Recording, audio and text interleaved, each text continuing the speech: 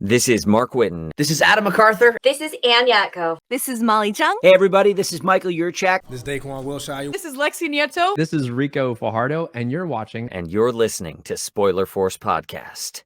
Set your heart ablaze.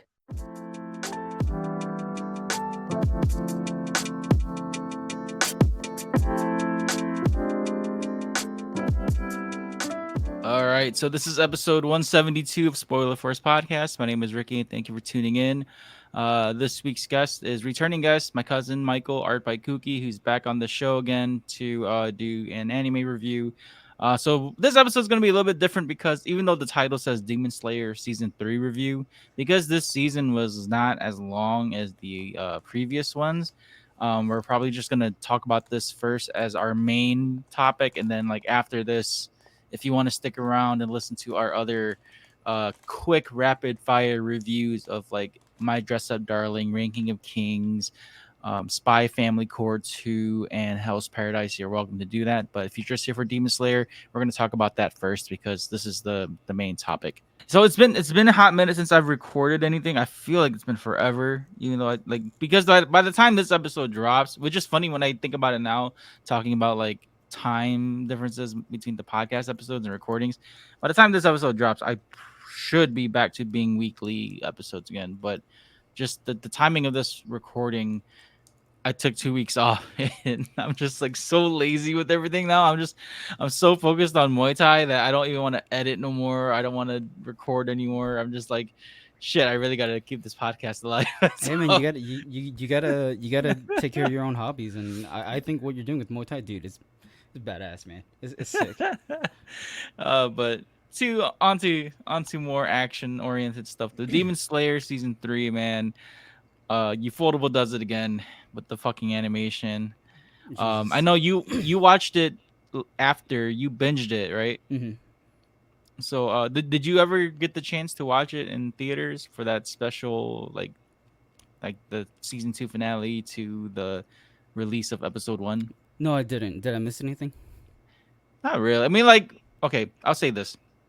Fans were not ready for what was actually going to happen in theaters. I think fans assumed that like it was going to be I guess a movie or some sort of OVA, because even though the Facebook and social media posts clearly said the last 2 episodes of season 2 and then the premiere of season 3 episode 1, a lot of people were upset by how they just released this because everyone should have known Ufotable was doing this for a cash grab. Like this is exactly what it was. I wasn't that upset. The only thing that bothered me was seeing that how they went through the intro and outro as if you were watching it on like Crunchyroll and then just went on to the next episode. I'm just like, what the fuck?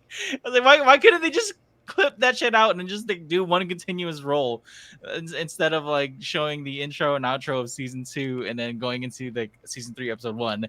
But aside from that, I'm kind of glad I watched it in theaters though, just because like you get bragging rights to say like, oh yeah, I watched episode 1. I got to see what's gonna happen, and of course, like it was quite a bit of a wait, from the end of season 2 till the recent season, and then we all want to see like what happened because at the end of season 2, they ended off with Akaza being in the Infinity Castle, so. What was your thoughts on that, Michael? Seeing the demons get together for their Discord meeting. Discord meeting. You see that meme, right? Where Muzan's like at everyone, and like Yeah. that's just all the upper boots. It's just the reply all. But all right, there's a slight chance that a package might be delivered, and I have to go sign for it. But if that happens, so I'll let you know again. And sorry for I'll to post it. Okay, so we're good to go. Fuck, dude. God damn it. Just everything's. Maybe I should been just off leave this today, in. bro. God damn it. Fuck. What the hell? Hang on. This shit's all tangled now. Oh shit. God damn it, and I keep bumping my head. And I'm putting a cough drop in so I don't cough, but you might hear like. Okay. I'll try to not do that. But okay, action. My thoughts, bro. Like initially, my thoughts were like Ufotable didn't have to go this fucking hard with the animation, like with all the moving panels and everything. I was like, it's It's like just a something. Kaza traveling, and it's like Yeah, badass. it's just so badass. I'm like Ufotable doing Ufotable things. But it was pretty sick because obviously, I mean, you know the story and you know all the upper demons. So seeing the upper moons and their different personalities, seeing how all they are, it's pretty dope. Um, and seeing all the panels move, like, come on, man. It's literally like Ufotable doing Ufotable things and just they know that they're at the top of the game, and at that point they're just flexing. Like Yeah. with all this, is just it didn't have to be that badass. But I mean, I guess with the whole mystery of the it's the Infinity Castle, right? Yeah. It kind of just goes to show like how important that is, because I know that's eventually gonna be the setting for some of the upcoming arcs.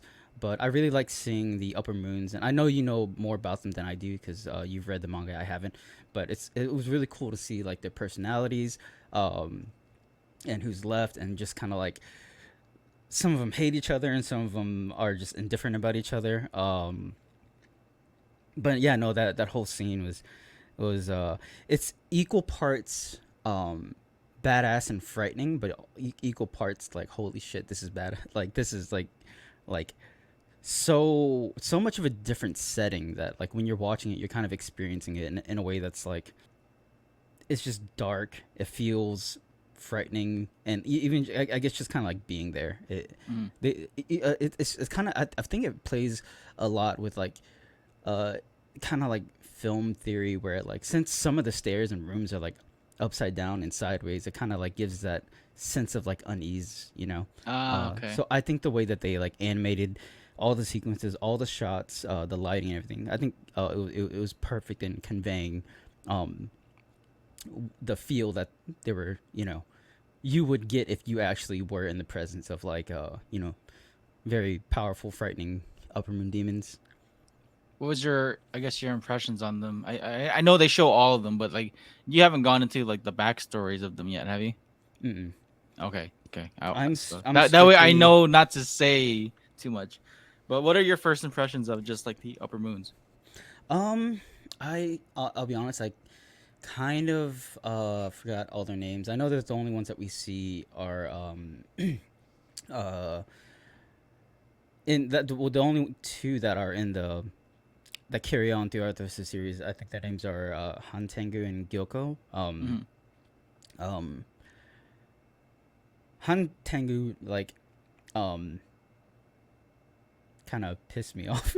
It's just the way he's like so like frail, but like, I'm like I know you're like this, but I know that like you're an upper moon for a reason. It kind of just gave this eerie like just show me what like what you're all about. Mhm. And I forgot what was the uh You talking about the Doma? yeah, Doma. That's the person that Akaza doesn't like, right? Yeah, that's upper moon too. He's the one that changed Gyotaro and Daki.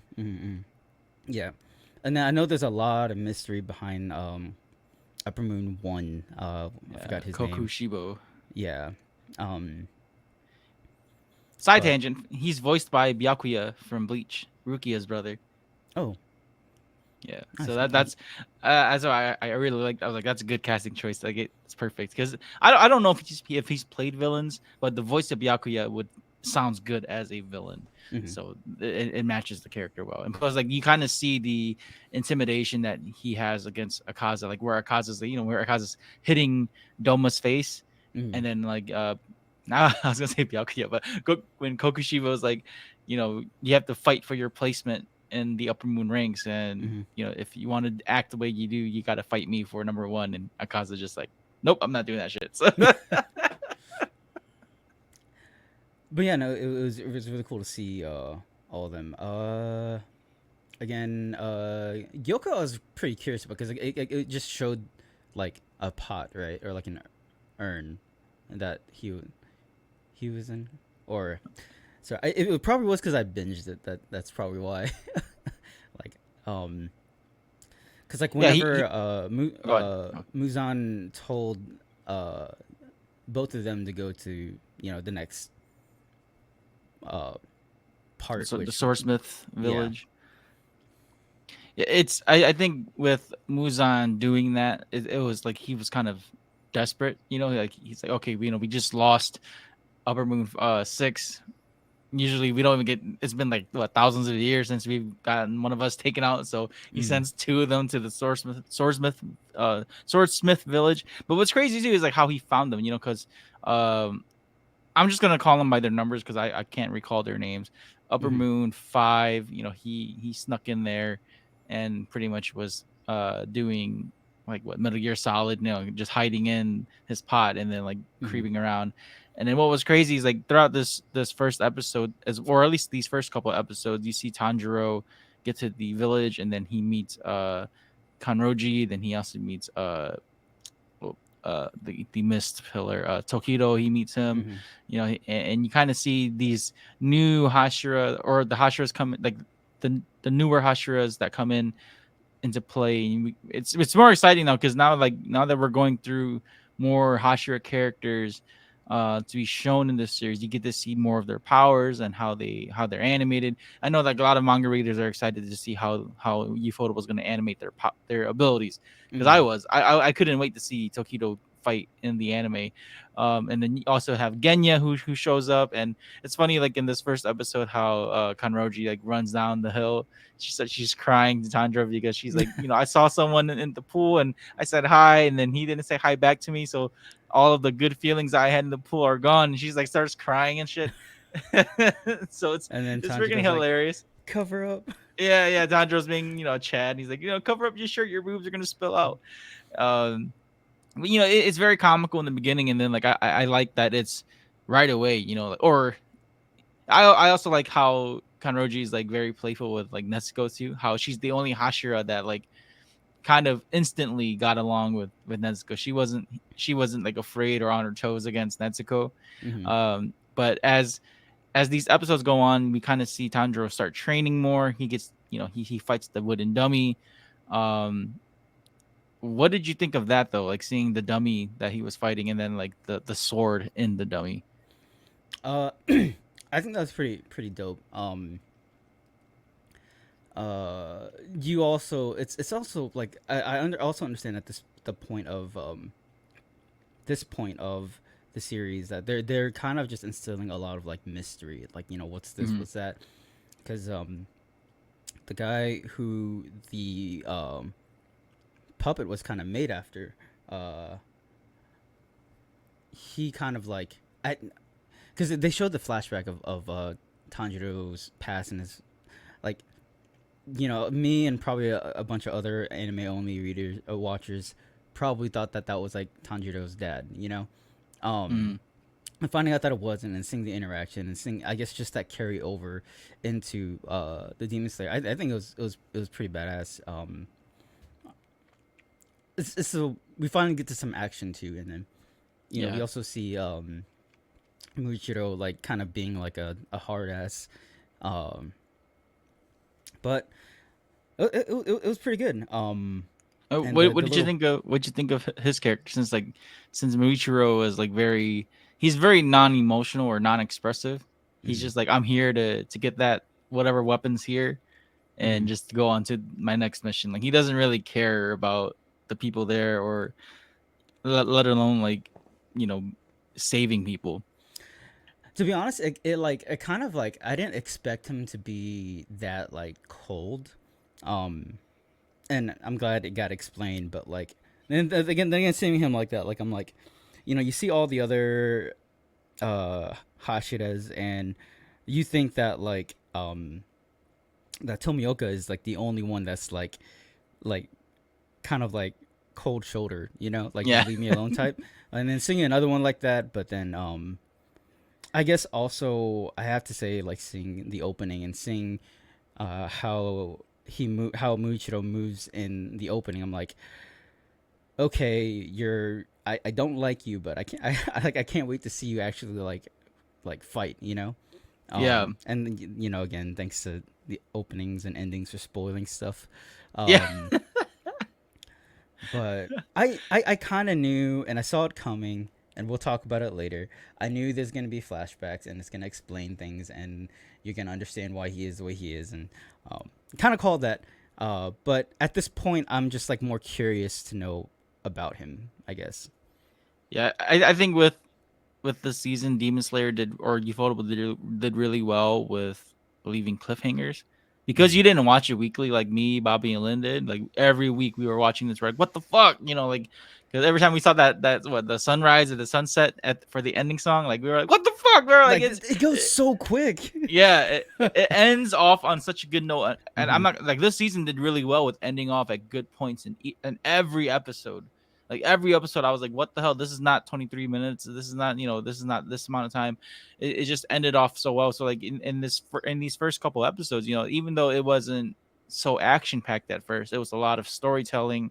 More world building, more mystery stuff, more things for the viewer to look at when it comes to Tanjiro and Nezuko and their background. And I also like, fans will hate me for this, but I also like that Zenitsu and Inosuke weren't in it, because as much as fans love them, like they're not the main characters. So throwing them in there would have been, they would have taken a lot of the screen time that was shared amongst the characters in Mm-hmm. this arc. So So, real quick question though. So, for myself and for those who are not manga readers, but like, were they also like not in the arc in the manga too? Were they also away?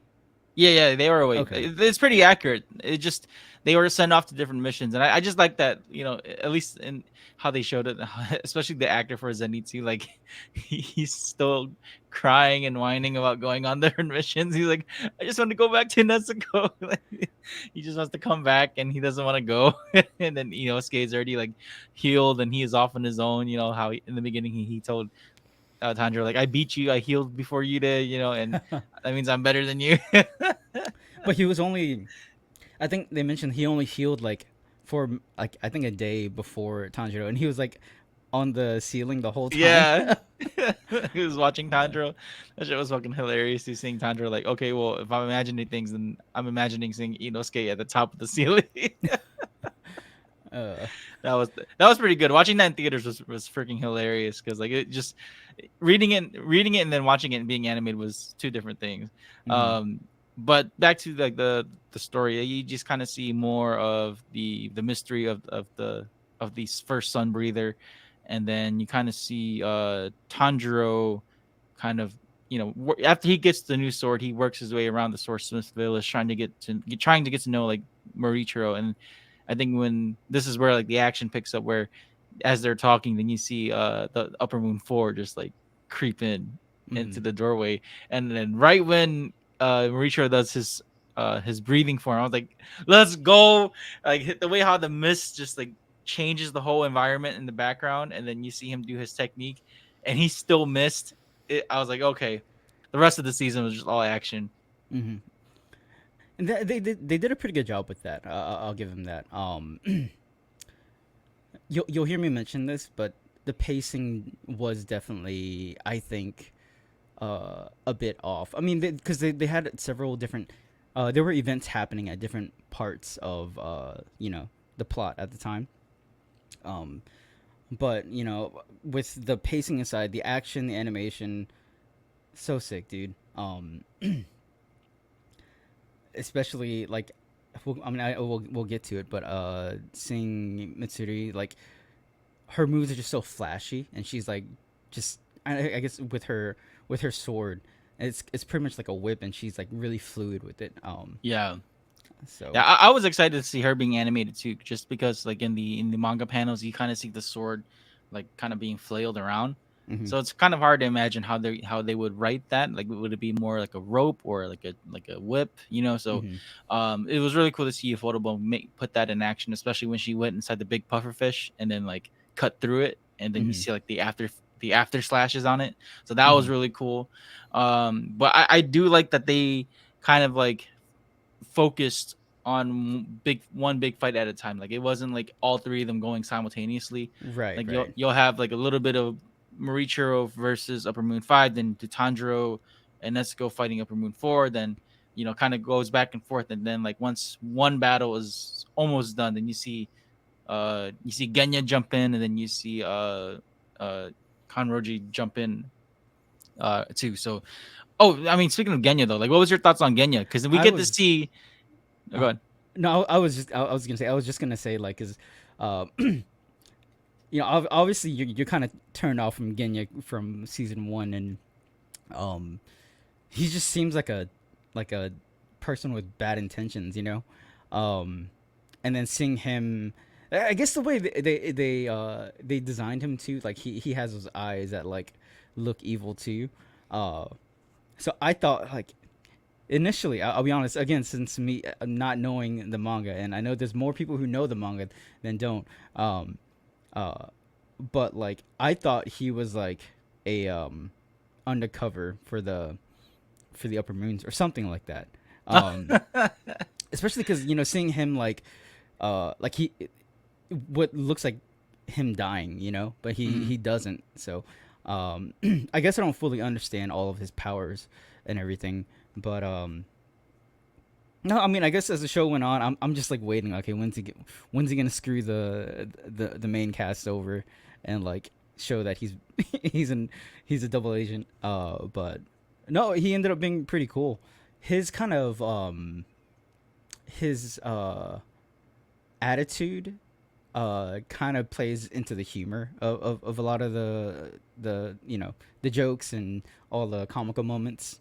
So like whenever they were eating, and I think I forgot what happened, when Tanjiro gives him his tooth, he's like, I found this at the pool, and he's like, what the hell are you doing with that? Like, yeah. But no, he's pretty cool. Yeah, go. Yeah, no, what's also good is like, or great, is that he's voiced by the actor for Bakugo, which is like why I like this character even more. I was like, okay. So like when you go back and listen, you can definitely hear it. But it's really cool to see, because Genya is one of my favorites, and I love his story, and like you kind of see a lot of character growth in this character from compared to season 1 till now. Like physically, like how he's physically much bigger than Tanjiro, and then you see what kind of training he went through to kind of learn his ability, because he has no breathing skill, so he has to rely on guns. and fucking love the memes of it, like American breathing, and he just pulls out a gun. I love breathing. that. Yeah, and then he also eats demon flesh, and I mean, they don't explain it too well, but then like, or too much, but it's kind of like he's one of the few demon slayers who has that ability, who can consume demon flesh and use that ability. And the stronger the demon he eats, the more powerful he gets.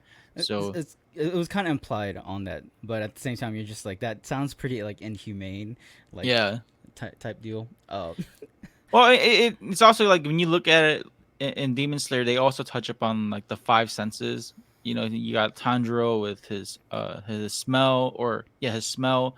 Zenitsu with his hearing. Inosuke with sense of touch. Genya with his sense of taste, which is eating, and then you have Kanao with her eyes, which because she's one of them. So you kind of see like these characters each have a strong sense, like human sense. So I kind of like how that played out with these characters. I can't say too much though, because it'll spoil things, but I do like that. And when I was reading this in the manga, I was like, man, I had all these crazy fan theories. So I was like, man, I can't wait to see how Genya's going to use his powers more. But I do like that in the anime, like they show the way how the episode where they stopped, where they cut off at where he turns around and he's a demon. Like that was a very good cliffhanger for anime viewers. Yeah. If I had been watching that would have been like, okay, here's where it's happening. Here's where he turns on them. But speaking of Kano, I it was pretty cool to see her kind of like slowly start opening up more around Tanjiro, because again, that the whole like flipping the coin and telling her that she should, in order to speak, to speak for herself, not just when she's told to, and you just see her like the whole falling in love.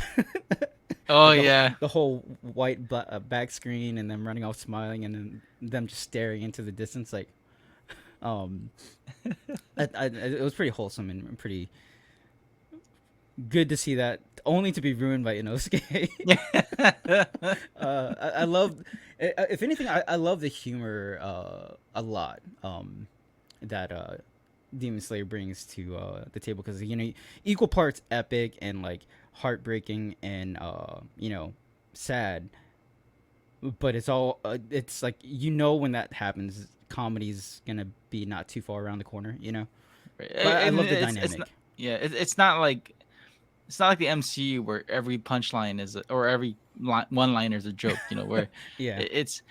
one of my favorite comedic moments was when like Tanjiro was telling Genya, like, you and Nezuko go together and chase the other demon, and like Genya looks at Nezuko and she's like the little small Nezuko, and she just like waves at him, like, and she's like got the derpy face too, like the black Yeah, the eyes and like, round eyes. yeah. So I thought that was very funny, to see the two younger siblings work together, because Genya is the younger brother of Sanemi, who is the Wind Hashira. Hmm. So, and speaking of Sanemi, dude, like, what'd you think of that backstory? Because that episode dropped on Mother's Day. So No, oh my yeah, god, that episode dropped on Mother's Day. I didn't realize that, but yeah, no, again, like, you can always rely on the backstory to explain a lot, and it's just like, as to why they are the way they are, and then you look back on it, I'm like, that's just brutal, man. It's like, Like, Sanemi is not that bad of a guy. yeah, but then, like, I guess the whole, like, because they're pretty much all their siblings, and then how they had a abusive dad, um and then when you realize that the demon that attacks him was their mom, like, holy shit, no. Yeah. So And I just like this makes me like Sanemi's character even more, because until you read the manga, like, folks will understand why Sanemi is my favorite Hashira. Like, I this guy's my favorite out of all of them, and to see that they showed this story, like his backstory, this early on, um, is speaks volumes to what's to come when they show him in action for real. And I do like that, like, you see Genya's goals in this arc as like he wants to prove to himself and to his brother that he's worthy of being a demon slayer, because he wasn't able to help Sanemi kill mhm. his mom, and then he like blamed his brother for everything. You don't know, you killed mom, you're a murderer, and this and that. And then all Sanemi did was just try to protect him, and so his goal is to also like apologize to his brother, Right, to be yeah. like, I didn't mean to call you that, I was just scared, type of deal. So you Mhm. see Genya has like all these things that he wants to do to make up to his brother. And then you got the dynamic between him and Sanemi. Like, we don't know, or anime viewers don't know how good their relationship is because of that. Right, right. And then I mean, you get the idea that, like, like I said, he wants to be able to apologize, but he wants to, like, pretty much work for it. He wants to Yeah. prove that he's, like, both worthy to be a demon slayer and to, like, to be able to keep up with his brother, but at the same time, like, he genuinely just wants to um you know make up for not being able to help, and also for kind of ridiculing his brother, and then just running off. Yeah. Well, enough of Genya, because I know, like, that's pretty much his arc, Right, So, right. but what'd you think of the fights though? I guess we can start with Muichiro's fight, since that was a big chunk of the series or the season. We kind of see him like contemplate between killing the demon and saving the people. Because Right, yeah. The fight was really good. um if I could be like if I go back and rewatch, I might, you know, have different opinions. But first impressions, again, coming from someone who binged it, and didn't have the time that the weekly watchers had to, like, reflect on each episode. Like, you have a whole week, like, kind of like how I was with with Gundam. Mercury. You have a whole week to, like, think back and to rewatch it as you're waiting for the next episode. I think it was slightly, like, lackluster. The animation and the fights were really good. Um, Again, I liked his animation in the opening a little more, because it was more fast paced. It showed more. Mm. But then there was that one I feel like he was stuck in a bubble for like 3 episodes. Yeah. um Lynn hated that part. She's like, "What the fuck, man? Like, get him the fuck out of there." and like he's holding his breath too the whole time. um but I do think that it was a really good like storytelling aspect of how the villager kid who he who Mushiro was giving trouble earlier, he ends up saving the kid, um and then the kid kind of coming in to save Mucho, which is kind of bringing forth the what Tanjiro said. I forgot what he said, but it was something like Essentially, it's just like good. What comes around goes around. Like if you do yeah, good things come back to you. yeah. So I mean that was pretty cool to see, and then obviously again the flashbacks, because I never would have thought that he had a brother, Hmm. um and see all that come through, and then it kind of explains why he is the way he is, because I guess he lost his memory, um but overall it's pretty good, minus the pacing. It was I pretty good. mean, Mauriccio's backstory was like one of the sadder ones for sure. Yeah. Because like he loses both his parents, and then his older brother or the older twin keeps like ridiculing him and saying mean shit to him. Hmm. And it's kind of like the whole Asian thing, like where old Asian parents say mean things in a way for they say it, but then they intend to kind of like motivate you to be better by saying Right, mean right. shit. So it's kind of like that.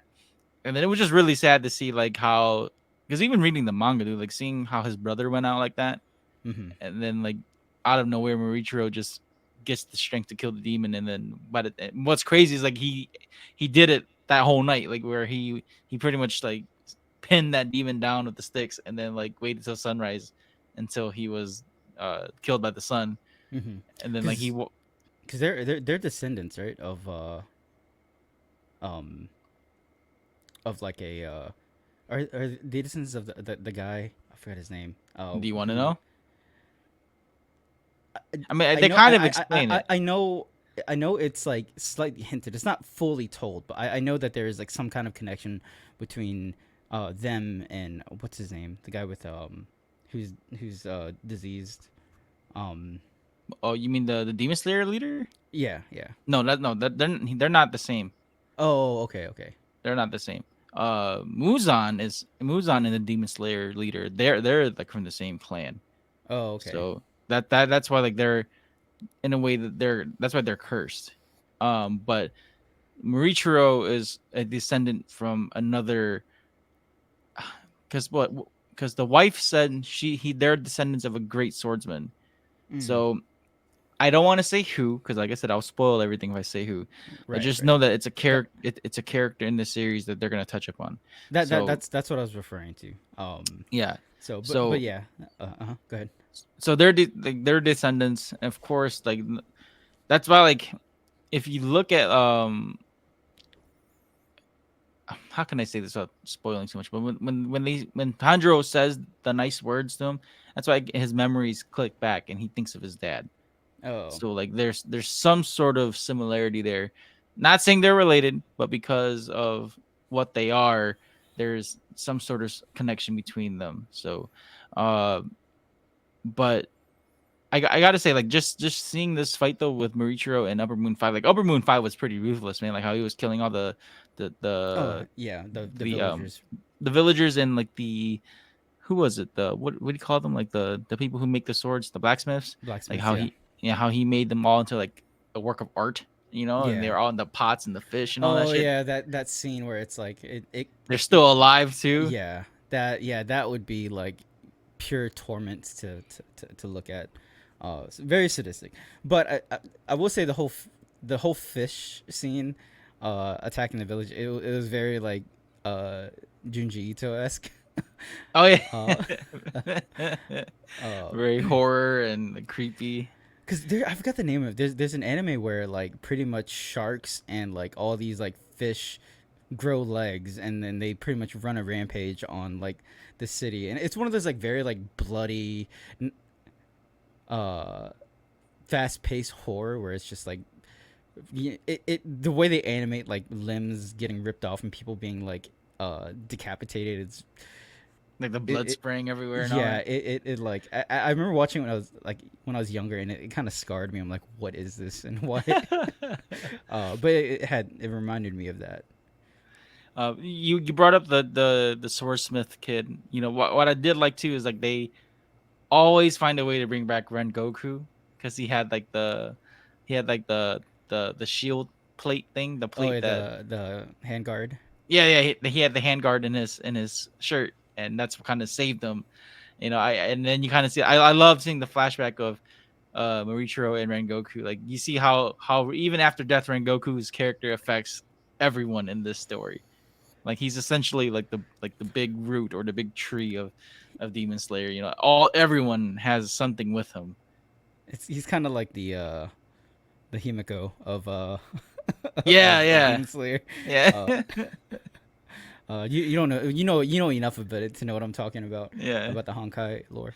Uh, but I tell you one thing that caught me off guard was what Hanagazuka looked like with his mask off. I You was like, know because he has the that derpy mask, and then you see him the first time in the show, and he's jacked, bro. yeah, he had to like get jacked because he kept messing up the sword, but he kept blaming Chandra too. Like, Don Chandra, you don't know how to use my sword. And then even like the swordsmith leader was like, no, it's him because he's a terrible blacksmith. That's why the sword keeps breaking. So he had to like go and work out, get jacked, and then like work on the sword. And you see how tough he is too, man. Like he was still working on the sword for Tanjiro, Hmm. and like he was getting picked apart, tortured. He lost an eye, Hmm. and it's just funny seeing like how when they reveal his face, like you've seen that SpongeBob or Squidward meme where like think of them in their underwear, and then like it's like, oh my god, they're hot, you know. So that's how like a lot of the memes were with Hanagazuka. It was like, oh my gosh, he's hot, he's a good looking dude. And Uh-huh. it's just funny because like his voice kind of doesn't really match his look too, because he's got like that angry low shrill voice. Right, because the whole time we just see him with that like, with the blacksmith masks. They kind of look derpy, you know. Yeah. They, so you kind of see him as like this old angry like senile guy, but he's Yeah, actually like he's young. not. Uh, but yeah, no, have you ever seen that movie Fighter in the Wind? Yes, that's a really good movie. Yeah, he kind of went through an arc like that where he just That goes yeah, into that was his training arc. goes into the Yeah, mountain and just like yeah, had to freaking like slam trees against his body and shit. yeah. But I guess we can get to the upper four, or at least we can. Okay, well let's end off with how Tokido killed Upper Moon 5, because like once he breaks out the bubble, he just like goes ham. You know, Just like doesn't falter even once, you know. yeah. Is even the And scene even the way where how he killed him, he's like he didn't let the guy finish talking. He's like, shut up. And he just like slices into pieces. you know, that was really cool seeing that whole sequence be animated, like how he was jumping from like the tree branches and then Mhm. using his techniques. And then you kind of see why he's such a prodigy too, because for viewers, don't forget, like he's only like 13, 14. He's younger than Tanjiro, Mhm. and he's that skilled already. So to see that was just really cool. And Bobby has this thing with one of the Bleach characters, the ice captain. Well, I'm drawing blanks on his name already. But the ice captain from Bleach, he's supposed to be similar to that, but then he's really not, because Uh, he's a young kid that's a captain. And then Bobby's like, why did they make him like Morichiro? And Morichiro's killing everyone, and every time the captain fights in Bleach, he always gets his ass handed to him. So it's just funny seeing that comparison, like seeing when anime use like younger characters and show like, there are people in this world, like young kids, who are exceptional. mhm. So it was really cool seeing Morichiro in action and then taking out Upper Moon 5. But on to the next big fight, which was pretty much Upper Moon 4. You kind of see it like, in the show, again, they were going back and forth with these fights. Tanjiro and Netsuko holding off Upper Moon 4 themselves, and then like he can split into different bodies which contain like each emotion, like sadness, anger, um well, I forgot the other ones, but like they each had their own abilities. Dude, the one who what is it, the with the wind technique, bro, that looked like brutal. Like it just pretty much it's the one that like sent them flying. I do But like yeah, that they showed like the color scheme too. Like wind is green, so you I kind of didn't even see like realize that. when Senomi's gonna fight. When we see Senomi fight next, you kind of have to imagine that's his abilities are gonna kind of look like that because it's wind. You know, Mm-hmm. so that's what's really cool. I can't wait to see that be animated. But Mm-hmm. you know, you kind of see like they struggle back and forth, and then Nezuko kind of like helps out Tsu. And what's really cool is when you see Tanjiro start doing more of the Hinokami techniques, and like one Right. of my Yeah. like the part where he like beheads the three demons with that dragon ability. Mm-hmm. Oh my god, dude, that they fucking killed that scene, They bro. did, and if I can nitpick, it's just like that's like one of the things you want to see, like the finisher move. You know, you expect it to. So I'm starting to have trust issues with Demon Slayer. Like you see a badass move, like oh no, it's too badass. It's not the end all be all. But no, it was the again Ufotable's infinite budget. Jesus, that the way that whole sequence is animated, it was just like eye candy. I think before I finished the episode, I went back and replayed it like 4 or 5 times. So it's super good. And then you just see like how Hatengu's like his body keeps they keep searching for the real one, you know, and so mm-hmm. they have to keep chasing it, and you see Genya like running after it, throwing a big ass tree trunk at it. That And was badass. yeah. Just uproots a tree. Yeah, you just see them like they're just playing the game of chase, you know, because they're trying to figure out where's his real body, because they can't fight off all four of those demons, and then that's when Mitsuri comes in, she saves them. Oh, I forgot to mention this, because she gets it too when she fights the Upper Moon, but the demon mark. Did you see that? So, what was your thoughts on like seeing the demon mark or the demon slayer mark on them? I thought that was it definitely like it answered some questions, but also raised questions more because that's like aside from Tanjiro's scar, that's like uh is that the first time we see that like happen? Yeah, aside from Okay. Tanjiro, this is the first time you see. So Morichiro is the first one to do it, and then you see Kanroji do it. So Mm-hmm. she gets it, and it's gonna play later on in the series, but like just know that, you know, this is kind of like it's kind of like Black Flash and JJK, where when they're in the zone, this is how their body is. So like Mm-hmm. their body temperature rises, they're more adept, they're faster, they're stronger, but then there's also a big pushback to that too. So but seeing that though, like seeing Mitsuri fight Upper Moon 4, what was your thoughts on that? Because that whole animation sequence was fucking badass too. I, And I thought that one. Sorry to cut you off, no, but go ahead.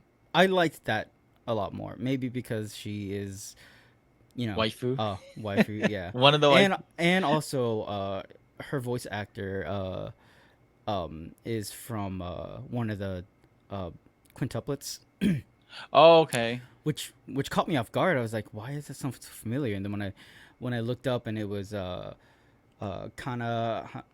Hanazawa, I'm like, oh, no wonder. But it's just like seeing her go from one genre to another. You hear the differences, but then you also hear her same voice. I'm like, I think she did really well. And then Yeah. seeing her come in after saving the village, which I will say one of my favorite parts was when she saved some of the people, and the swordsmith, the head of the swordsmiths, he fell down and um, well, I think it was him, and then she was holding him, and then the other guys are all like, oh, I think I'm hurt too. Oh yeah, they wanted to hold them.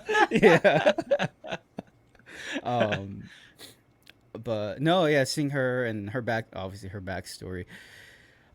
Okay, not that I don't like the backstories. I like the backstories because if you've seen the episodes with me before, I love lore. I love hearing the story that's behind the scenes and everything that led up to where. So those are good. It's just I think we had too many of them.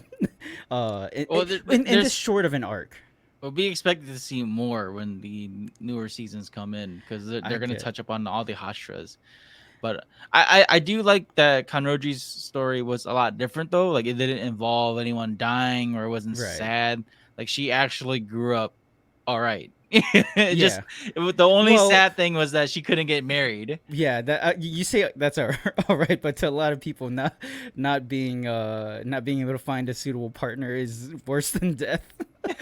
So, um, but it explains a lot again because the spoilers from the opening and in this case it was the ending, like seeing Yeah. the dark hair version of herself and how she's kind of like, it explains that a lot, how she like looks back on herself and comes to terms that like uh that she's moving on from what she wanted before, which was to be like a suitable um bride. Well, Loki, I mean, that it's also dude. like she wants to find some sort of way to be accepted because like she wasn't suitable to be a bride because she was so physically she was so strong, Mhm. and then her hair because she ate so much sakura mochi, so like that was the reason why her hair turned different colors, Mhm. and and because of her being, and I guess when you look at it like at that time too, like that era of Japan, like someone being standoutish like that is not good, Right.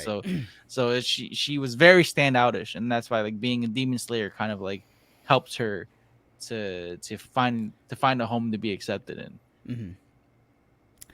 Yeah. Yeah. No. Backstory was great. Onto the fight and everything. It Wait, was. one more Oh. thing, because what did you think of the whole chemistry between her and Obanai? I mean, we didn't really. It was just a whole like him giving her the socks, Sucks, right? but there is some implication there that that there's, I guess, Yeah, not a that relationship, but there's there's some something kind between of, them. yeah, definitely. That's kind of like a given. Um, but I'm curious to see where it goes. Obviously but up to this point, that's all we know, right? Yeah. Um, because that's I the mean, for those who like, for the viewers who like all the couple shit, I'm pretty sure a I'm lot of not one of them. people were like pretty much. I mean, it seems very like I don't want to say exciting, but you do want to find out more about. At least for me, when I was reading this, I was like, okay, so if her and Obanai are a thing, then what's so special about Obanai? Like what's Hmm. his story, or like why is he so drawn to Mitsuri? And that's what I really liked about his character, because I'll say this: we won't find out about his story or his character till like way later. He's one of Okay. the last ones that we find out, and it makes it all makes it all the better, because when they reveal what and who he is, it just makes his character that much better. Ricky, there are times where I just want to like cover your mouth and like just by you not telling me the spoilers, but telling me that like I'm not saying this because I don't want to spoil anything. You're like indirectly spoiling things. Like, There's a lot not of really. things going on that's gonna Yeah. happen in the show. Um. But But yeah, no. Onto the fight. Like the whole. Again, also spoiled by the opening. The whole they're like tree trunk snakes, right? And all that. I Yes. couldn't tell if they were that or stone. Yeah. Um, but no, that whole the way dude, again with Dude, the that was like animation. movie level Yeah, animation, dude. yeah, for real. And then just the swift movements. I think her fights were more flashy because they gave her the acrobatic skills to like maneuver around all the snake or dragon heads. And then seeing her also get like almost get her like whole body blasted, uh, by Oh yeah, uh yeah. When the, when the he shocks her with the yeah, staff, and then like seeing how Tanjiro and the crew pretty much save her. So yeah. that was pretty funny too, seeing that, because like they all like tackle her, like if she goes, then we won't survive this, so we need to keep her alive. Yeah, but then like also seeing her resolve and seeing some of her Yeah. powers come through, that to me was one of the climaxes of the series, is just seeing, because you have that happening, and then if we can get into it, like when Han Tengu pretty much runs off, and then they Hmm. have to chase him again. Uh, that from then on forward, it's pretty much just full throttle. Yeah. Like, you see the action just picks up. And not just that, but like the sense of urgency, Right. Yeah. because there's so much at stake at this point, because now you have Mitsuri fighting something that she can't kill because that's not the real body. So Tanjiro, Genya, and Nezuko have to find this real body before they all die. Right. Right. And it kind of like it kind of reminded me of season 2 when because they have to kill they have to behead both Daki and Gyutaro at the Yeah. same time.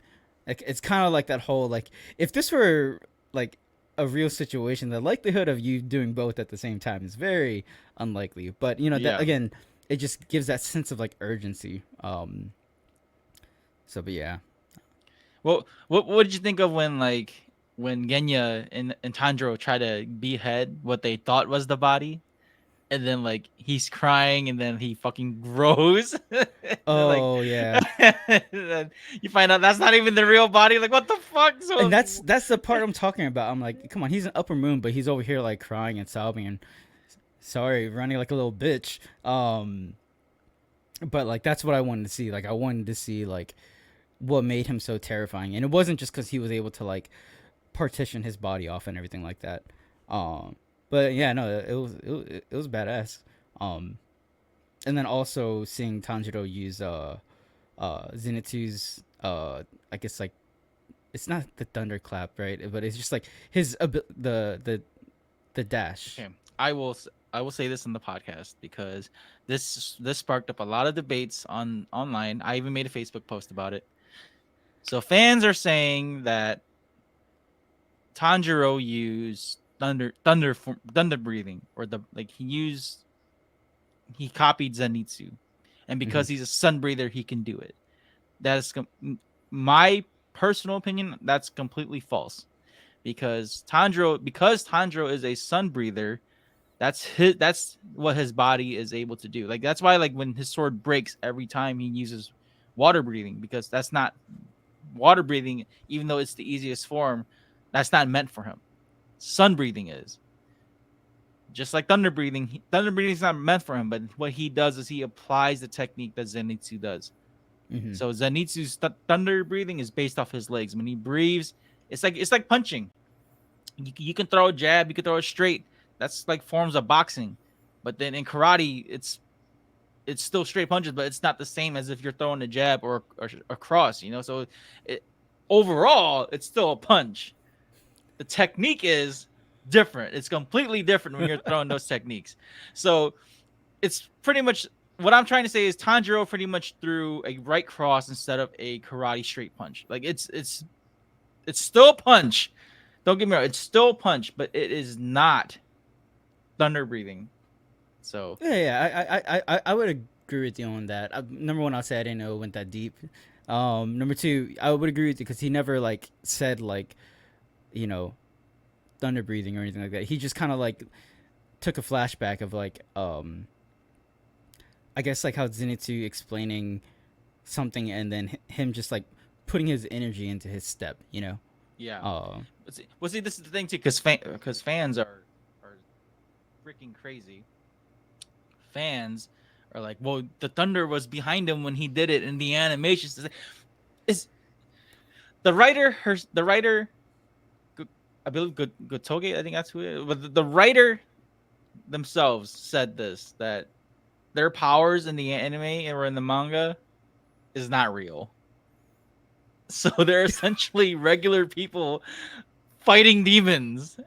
And like I said before with the martial arts analogy, it's simply that. It's like you using a form of martial arts to fight off a demon. So each branch of breathing, it's still fighting, but it's just different art. So it's like Rengoku was using fucking, I don't know, Kyokushin karate against Akaza, while Tanjiro is using fucking Shotokan. Like, it's still karate, but it's different karate at the same time. So it's I don't know. The more I get into it, the more I get upset, because I know fans are probably gonna listen to this and like give their 2 cents into it, which I'm probably not gonna read anyway, because you can go ahead and think. Get in the comments. Tell Yeah, us how get in you the comments feel. and explain to us what you think, because I honestly, this is my honest opinion. I honestly think that like what he did was not thunder breathing. Like he just took an application that Zenitsu taught him. Like Zenitsu said, you take in you pretty much breathe in your air like how you do focus breathing, but instead of like Tanjiro was always like using his arms and his body.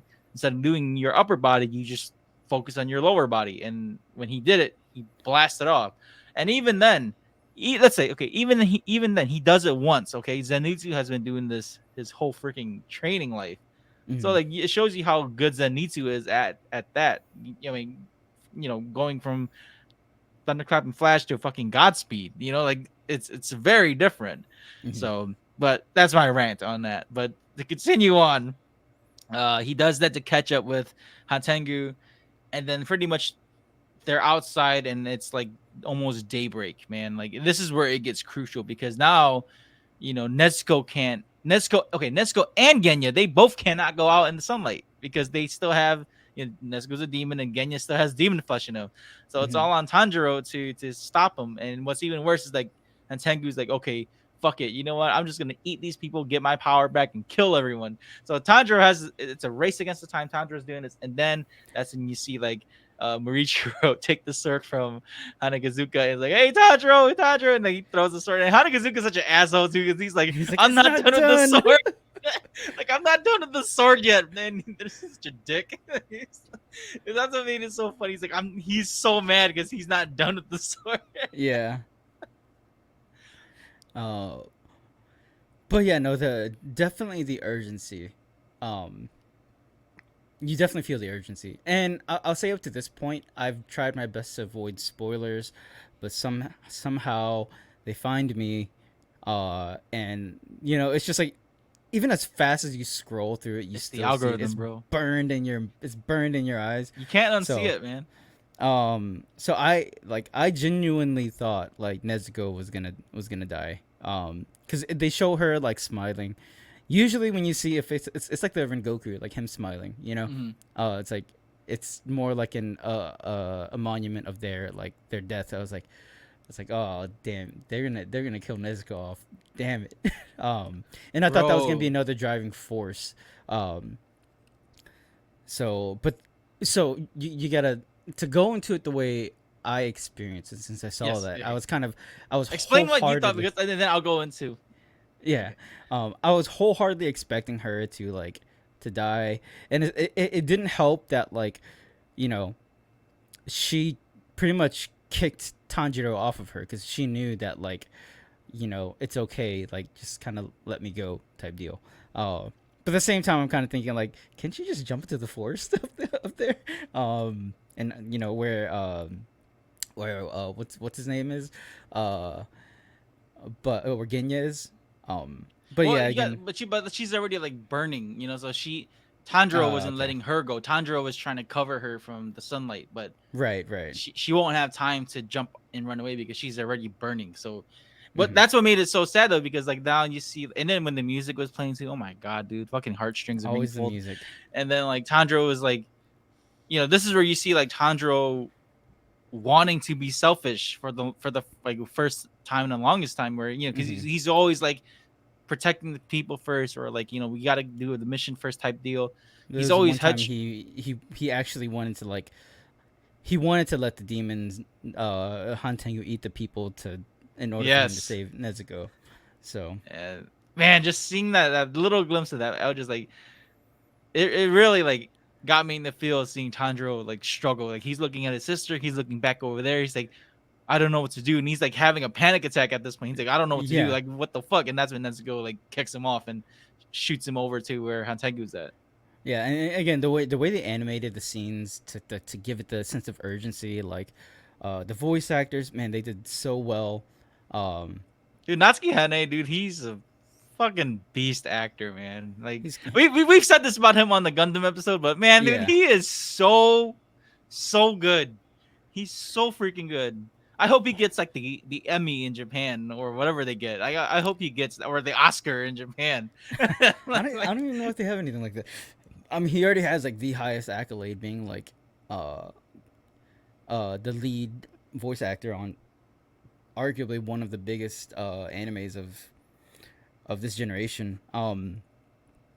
But dude's a fucking great actor. I mean, not just voice actor. I think we talked about this too, but like Japanese seiyus, they are like equivalent of like our A-list celebrity actors here, because they're the ones who kind of give life to the character, uh and then all of the dubs that come after it are pretty much emulating what the voice actor has already like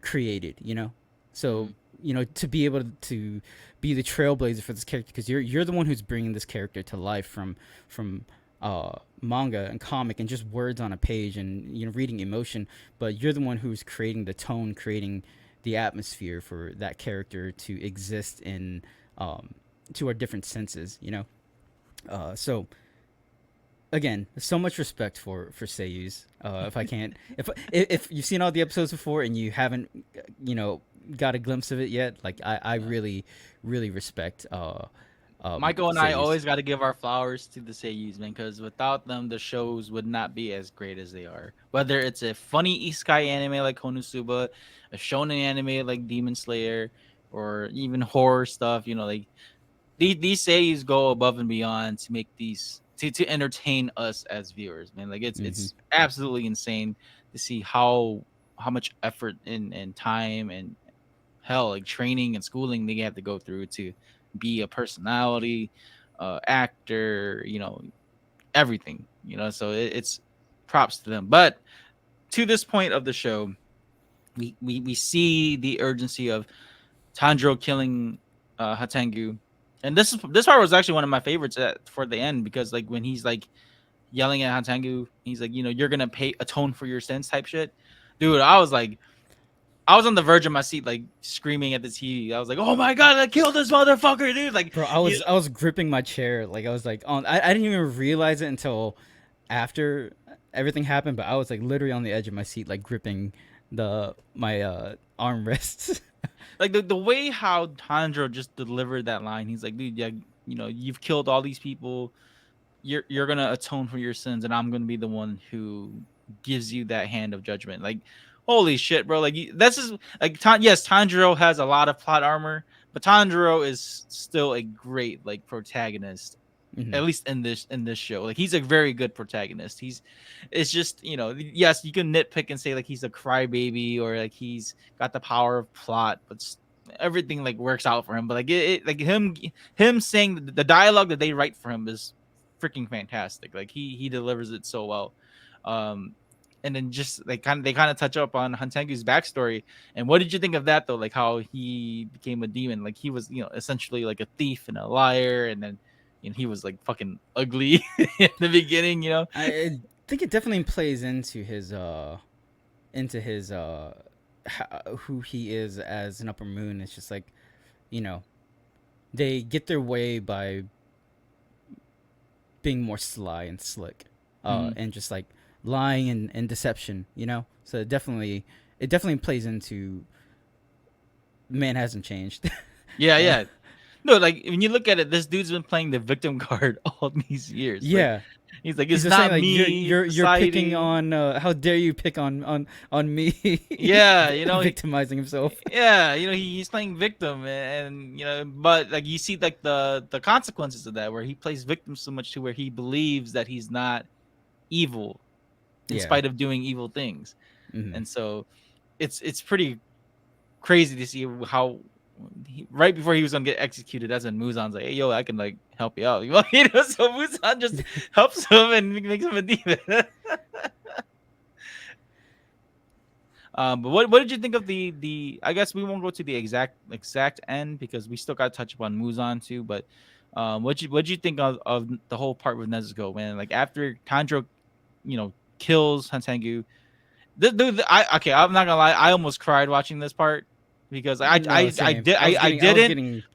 didn't because Lynn and Bobby were sitting next to me, and I was like, I'm not gonna cry, dude. Like I gotta be a man, But I it was just so sad seeing like where you really even I've read the manga. I know what happens. Mhm. But like hearing the music, and I believe that the soundtrack was called Netsuko no Uta, which was like a homage to Tanjiro no Uta back in episode 19. Mhm. Like it's a song for Netsuko, and seeing that, and like Tanjiro was just like crying and saying he was sorry that he had to let Netsuko go like that.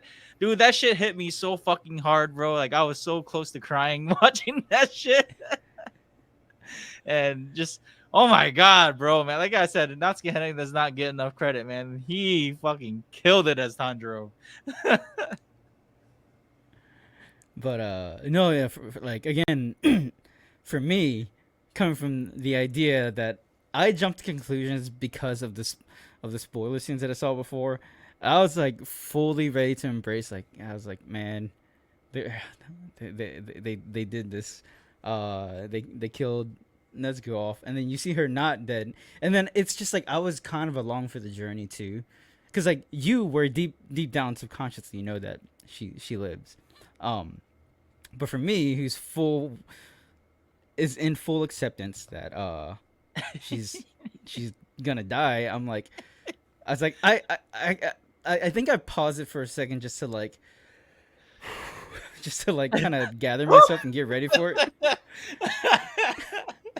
But then you see her not dead, and then I'm like what the like what? I played myself because like I was so like played yourself. again it's because I binged it and because I also didn't want to try to not spoil myself and saw that scene. It's like everything played out perfectly for it to like for me to fully be amazed at the end to see that she survived. So What'd you think of her talking at the end? uh Because that was a big one to like. From reading the manga, I knew that this was gonna be the end. Like up until that point, when they reveal that she's a daywalker. I'm thinking of Blade, but she's a daywalker. Daywalker. You know? and But, no, it actually reminds me of Daybreakers. Like how they how when what's his name, Willem Dafoe, you've seen it, right? I don't think so. I heard of it. I don't think I've seen it. Oh well, he pretty much becomes human again after like getting exposed to the sunlight and everything. Oh, okay. So uh but yeah, no, what's her name, Akari Kito, I think, the voice actor. It's good to finally actually, in fact, check myself real quick. It's good to Because finally hear her talk finally. yeah I mean, because she spoke before as Nezuko, but like only in like Zenitsu's dream or when she was still human. But to hear her finally go, say a line versus like the whole like muffled noise that she makes and still Yeah, gets yeah. paid big money for it. You Yeah. get paid just to make muffled noises, I mean, and like, look, don't get me wrong. Like she does speak, episode 19. She spoke in episode 19. She does the blood demon technique, but Mhm. it's now it's like for real. Like now she's like Nezuko is speaking as a demon, and not Right, only right. that, like she's walking in the sunlight, and then she also still recognizes everyone. She hasn't changed besides not being able to get burned. Yeah. So, no, it was again. I at that point I'm still in shock because I'm like, I can't believe she's alive, and then I realized how that's gonna play into, obviously the next scenes. But on a side note, the spoiler that I saw, it wasn't her smiling; it was seeing her mouth guard laying on the ground. Oh, that's in the opening, right? Yeah. So me seeing that. Oh wait, no, I guess I saw both. Me seeing that and seeing her smile without the mouthpiece. Mhm. I was like, everything led to me full on believing that she was gonna die. Oh, okay.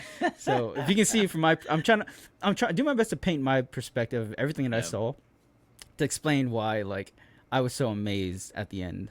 Yeah. I have myself to blame. You've convinced yourself that she was gonna die, and then Yeah, you find out that exactly. she's not. So you're pretty much in Tanjiro shoes. You thought she died, and then she wasn't. Yeah, no, pretty much. I was given the I was straight in the passenger seat with Tanjiro driving. So, But I mean, that's that. I mean, like that was pretty much it, man. Like after they killed, Hantengu, like everyone reunites, gets together, and like even Mitsuri was shocked to hear Nezuko speak. And I love this little bit where she hugs everyone. She's like saying, "Oh my goodness, like thank goodness we're alive," and she hugs Genya, and then Genya gets really red. Like you kind of figured out why he doesn't speak to Mitsuri because he doesn't know how to talk to girls. Like he's not good with He's girls, like so me, he dang doesn't it, talk. But I mean, essentially, pretty much everything wraps up. They celebrate and all that. But up to now to Muzan's part, where you kind of get Muzan's backstory, and then him finding out that Nezuko is a daywalker. What did you think of that? When you see a backstory to explain something, you hope to have more of your questions answered than have more questions about it. But this was the one that was the opposite, where it explained like this much, but now I have like this many more questions, because again, like for me, I'm always trying to understand the motive behind the villains. Why are they so evil? What are they trying to accomplish? Because they always have to have some kind of mission or some kind of like plot that they're trying to accomplish. And to see his backstory and everything, it was definitely had a lot more questions, but it was, you see what he was going through and I guess what led him to be the way he is. Again, I don't know all the ins and outs. I think they explained it, but I tried my best to understand. But like he was sick, right, or something, and so because remember he's from the same clan as the Demon Slayer leader. Mm-hmm. So like they have a genetic sickness where they die really young. Mm-hmm. And so that's what Muzan was trying to prevent. He was trying to prevent himself from dying because he's scared of death. Just to find, and then just to essentially find the doctor who found the blue lily flower, and then he fucking kills him before finding out where to find more of it or find That's the cure. where I'm just like, come on, dude. Muzan fucked up. But you played yourself, Muzan. Again, I guess it goes into like his desperation and everything like that, because he was just that he was grasping onto life so hard that like you're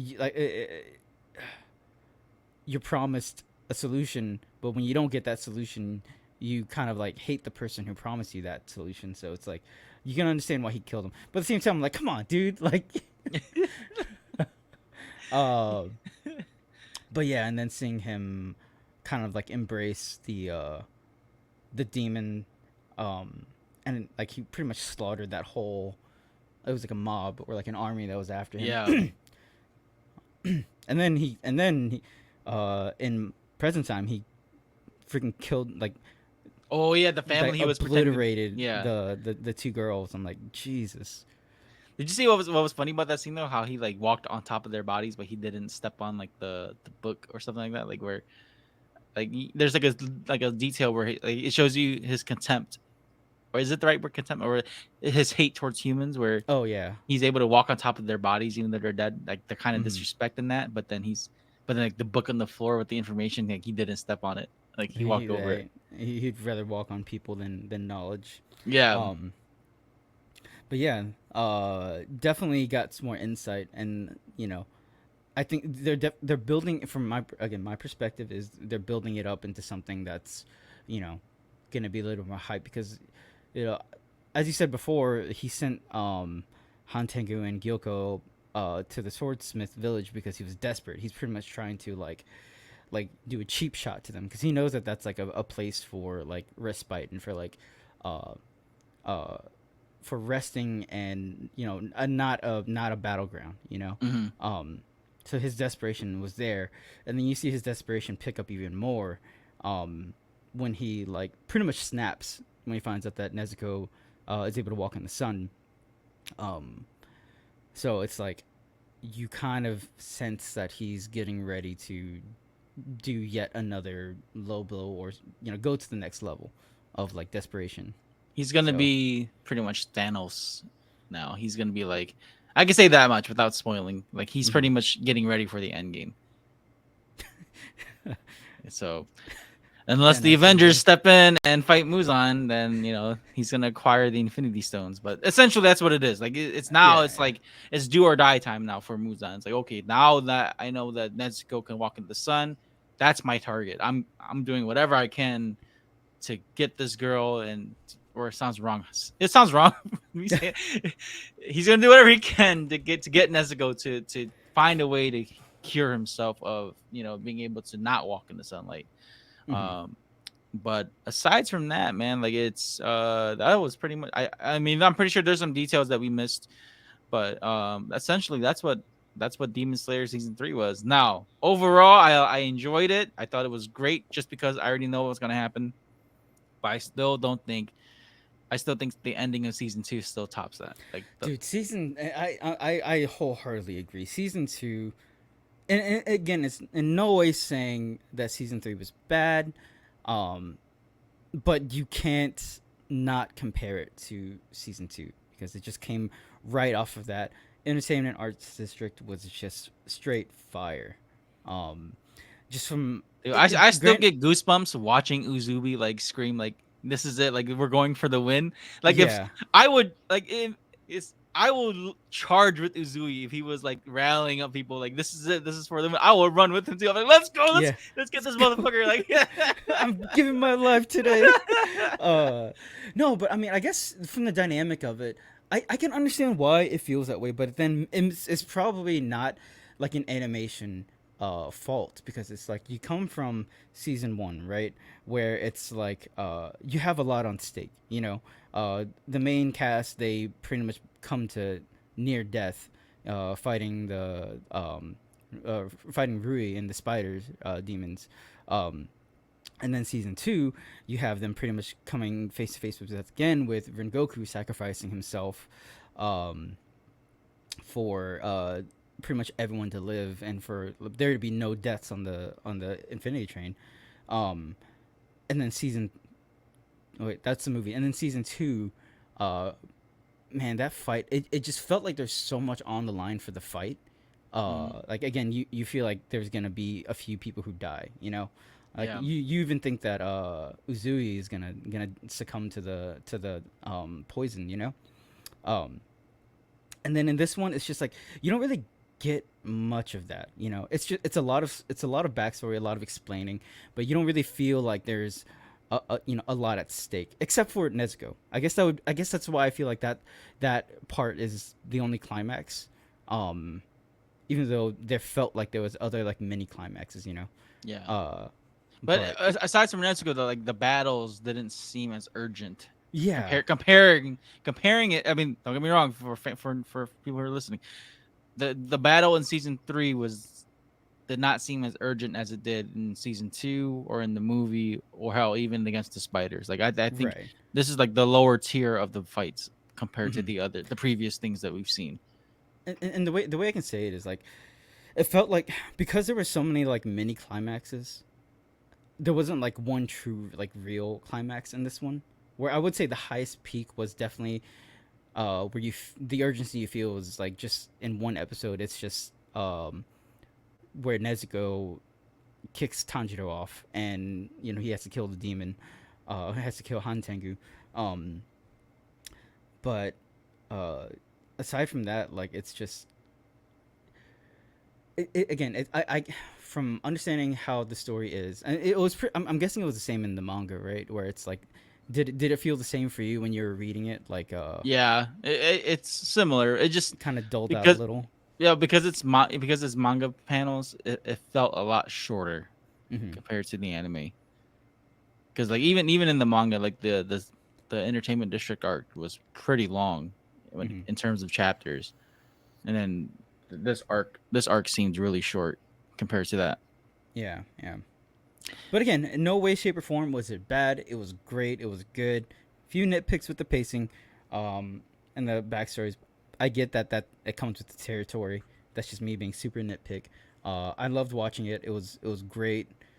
Ufotable. Just keep doing ufotable things. Uh, yeah. But yeah, dude, let's get to these rapid fire topics. So, Shoot, let's go. um, So we're about almost an hour and a half. Holy shit. Oh my god. We're about an hour 20 minutes in. Or at least I say that now, but then post edit probably different. But we're over an hour in. Let's get to these nitpicks here. If you look at the thumbnail, I have 4 other characters on there. I have Anya, Bochi, Marin, and Gabimaru on there because we're gonna rapid fire review these because honestly, I don't have the time or the effort to do these episodes separately. So these are uh, My Dress Up Darling, Ranking of Kings, and Spy Family Core 2 are episodes that are long overdue. Things didn't work out, so me and Mike are gonna just do this quickly. So I have a timer here right now. We're gonna only go 15 minutes tops on each topic. We'll start off with My Dress Up Darling. Start now. So My Dress Up Darling, I remember this because I watched it with you when I was still living with you. Probably the most memorable scene was when we came back from Nishi Fest and then you threw the water bottle because of how they ended that episode. But essentially this My Dress Up Darling, for a lot of cosplayers and slice of life fans, Square Enix fans, this was a very good, like, happy type anime. Like I expected a lot from it and it delivered. I thought it was great. Like the animation was freaking superb. Of course, a lot of fan service, but I really enjoyed the storytelling in this anime. Even though initially I didn't like it at first because they went with the tropey, like, silent male character and then outgoing female character. Like we get a lot of that already in a lot of anime, but the way how they did this, it was very wholesome. It's definitely a played out trope. Yeah. But the way they kind of flipped the script a little though, like it caught me off guard because when it was being announced and everything, and again, not a manga reader, so I wouldn't know anything about it. I've not read the manga yet either. I thought like Gojo was gonna be the one who like simps for Marin. Okay. So I thought it was gonna be like that, where it was quite the opposite. It's Marin falls in love with Gojo, and just seeing like the kind of like slice of life in aspects where it's just like they're going through their the day-to-day emotions and they're whenever they interact with each other and the stories they're funny. That's really all I can say. They're funny, they're wholesome, with a little bit of, like you said, fan service. You can't not like Marin, man. It's like well, she had a lot of competition that year though, because remember that's when Spy Family came out too, so Yor was a big waifu. Yeah, that's right. It was hard because remember when we were first watching this, I had Marin at the top up until we watched Spy Family, and then like Yor really jumped. And then of course being the Spy Family manga, Yor really jumped up, so Marin had some competition that year. But man, like it was very good, very wholesome. I love that they touched up on the whole cosplay idea. Like yes, you've mentioned that where they talk about camera angles, photography, and all that, the lighting and all that. I do like that. I forgot the other characters, but the sisters, they were great. The younger one was the taller one, and the older one was the little one. Yeah. So seeing how Gojo met them, and like it's just funny seeing how Gojo went from like living in a world where he's by himself to he has to make friends, and make exactly, making dolls too, making cosplays, and then now he's helping everyone. So it was really cool to see his character like grow. And then this one scene really stuck out to me too, when they were on the train, when he was like, when I call things beautiful, I mean it, because I don't call a lot of things beautiful, and, right, yeah. And that's when like where Marin's like, you see her kind of like start to really fall for who he is, instead of just having him be the guy that makes her cosplays. Yeah, because there's a scene where like she like she's like, I can tell I'll never do that again. But then it's just that prolonged scene of her, and you don't really understand why until like you see her realize that, like as you said, he only calls things beautiful that he really means from the heart and stuff like that. Yeah. And then after that, she has her little Marin moments of like freaking out of like, I love him so much, and yeah. And even like when she tries to do sweet things from like make him omurice or something like that, or fried rice, and then she fucked it up. Yeah, she fucked it up, So, and he still eats it, and then he even like when she's implying to go on dates with them, like she's like, come over, let's watch like anime or something like that. Which I thought that was cool too, that they put an anime in an anime. in an anime. It's breaking the fourth wall. Yeah, so that was really funny too, seeing that. I like the beach scene too. The beach scene was really good too. Like Mhm. when they went out to the beach together, that was a very fun scene. And then was it the finale where they went to see the fireworks, and then like he sees like the nape of her neck, and like Yeah. he starts to like, holy shit, like she's hot, you know. So- Yeah. and then like she ruins it by sticking her tongue out at him. Yeah. And then was it this? No, I'm getting confused with Was it a fire? Nagatoro, Oh, where they're they're on that part of the cliff, and then wait, was it that one? So the fireworks light up, and then it shows other people in the area like making out and stuff like that. oh, No, I think that was that's different. Nagatoro, right? Yeah, Yeah. Okay. I didn't really watch Nagatoro, but I wasn't too big on that anime. I thought that was complete fan service for sure. Definitely. I mean, when you think of where the artist backs, their history is, but yeah. So that scene when they're at the hotel. Oh my god, Bro. bro. And they actually like animated that part. Yeah. When she sits on top of him, and they're at the love hotel, and like she pulls out like the fucking vibrator and shit. Like they're like, "Ooh, what's this?" Like it's, Yeah.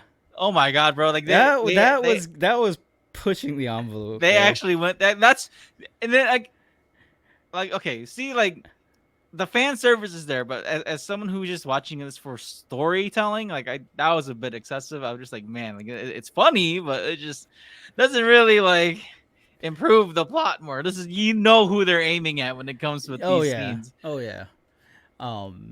Good. I remember that moment that, like you said, I threw the water bottle. It's like it's frustrating because you're like, like let my boy get a dub, damn it. Like, but no, all in all, it was good. I will say, did it stand the test of time? Because that was like what, like 3 seasons ago, 3 seasons It was ago. yeah, it was Last last year. year. So about three seasons ago. It's you can probably tell like from how we were talking about it, it's good, but like it definitely, It's not once you take away standout-ish. recency bias, Yeah. it's kind of just like another good anime, not like one that you'll always remember. Yeah, Um, it's definitely like a niche audience for that. Definitely. And I'm a part of that. I'm a part of the demographics.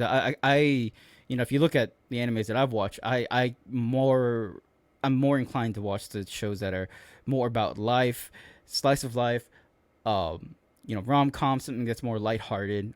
Every once in a while I'll watch an anime that's like more shonen into like action, you know, the Shonen Jump stuff, Yeah. So even for saying that, again, it was good. Not like, oh my god, I'm always gonna remember this one. But it's more so you just remember Marin being best girl. Yeah.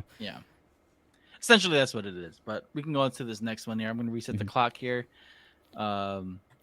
Now we're going to talk about Best Boy, Bochi, from Ranking of Kings. Shout out to our cousin Mong. Not Hitori Bochi, not from Bochi the Rock. Oh yeah, no, we're talking about Bochi, Yeah. Bochi the Prince, the best boy ever. Shout out to Mong, our cousin Mong, for showing us this anime, because I looked down on it the first time I saw it. I thought it was like another Adventure Time anime. I was wrong. Studio Wit killed it, because the first scene I watched, or the video that Mong sent me, was the fight between the snake guy and the guy with the spear.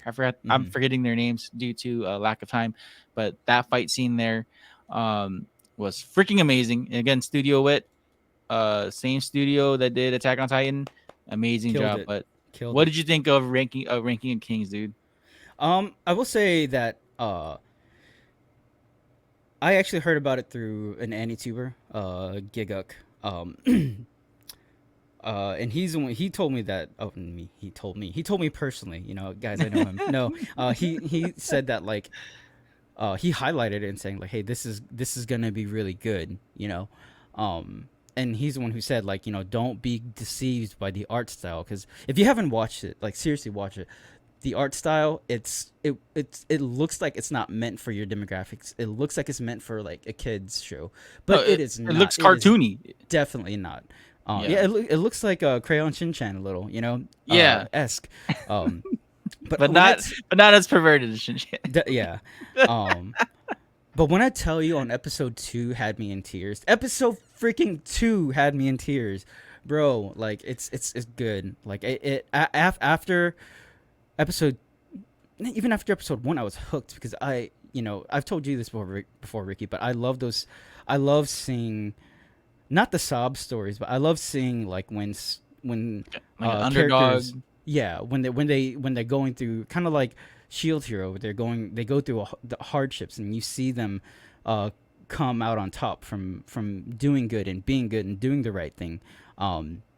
Like Naruto. Naruto.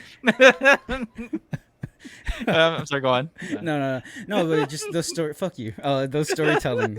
No, they're really good, and the themes of this that they kind of like explain later on, like you kind of wonder, you're curious about them, like what is this mirror and who is this, and then what happened to Bochi's dad, and why is Bochi so weak, but then to see all that kind of explained in this, I wouldn't say story, it's kind of like this tale, because they're really like storytelling the whole time they're storytelling about like how boss Bochi's dad met Miranjo and kind of like was her surrogate father. A lot of people get it confused. They were not in love. They were a father and daughter. They were not in love. A lot of people were getting upset about that. They're like, why is boss's son going after his love interest? It wasn't. And then And for folks who want to know more, a little bit more, I spoke with Brianna Roberts, the voice of Miranjo, and she thinks that the love is not reciprocated in that way. It's actually like Michael said, it's like father and daughter. So go check out that episode there. please do, because get on board that train and get off that train that Get off the Game of Thrones train. It's not Game of Thrones. Even though in a way, even though it is like Game of Thrones when it comes to like the conspiracies, it's almost like that too. Setting, Yeah. countries, countries at war, but just the whole storytelling and the whole, when they reveal that the demon that Miranjo made the promise to, and how she broke that promise and the punishment for that. It's just kind of like this ongoing theme of breaking the cycle and doing the right thing and not like not compromising certain things to attain power and everything. And dude, when Bochi comes out on top, so badass, bro. It's really neat to see stories like this, because Bochi and Kage are both people who don't have anyone, so they because they don't have anyone, that commonality between them, like they stick together. Mhm. And then you see how I love this too. I love seeing how Kage always roots for Bochi. He's always helping bro. Bochi. Like he does whatever he can to show that Bochi is great. He's pretty much Bochi's hype man. Like it's when they went to the underworld and they're like, Bochi, show him what you got. Show him what you can do. And Bochi's like trying to show his skill, but he can't hurt the Kingsguard.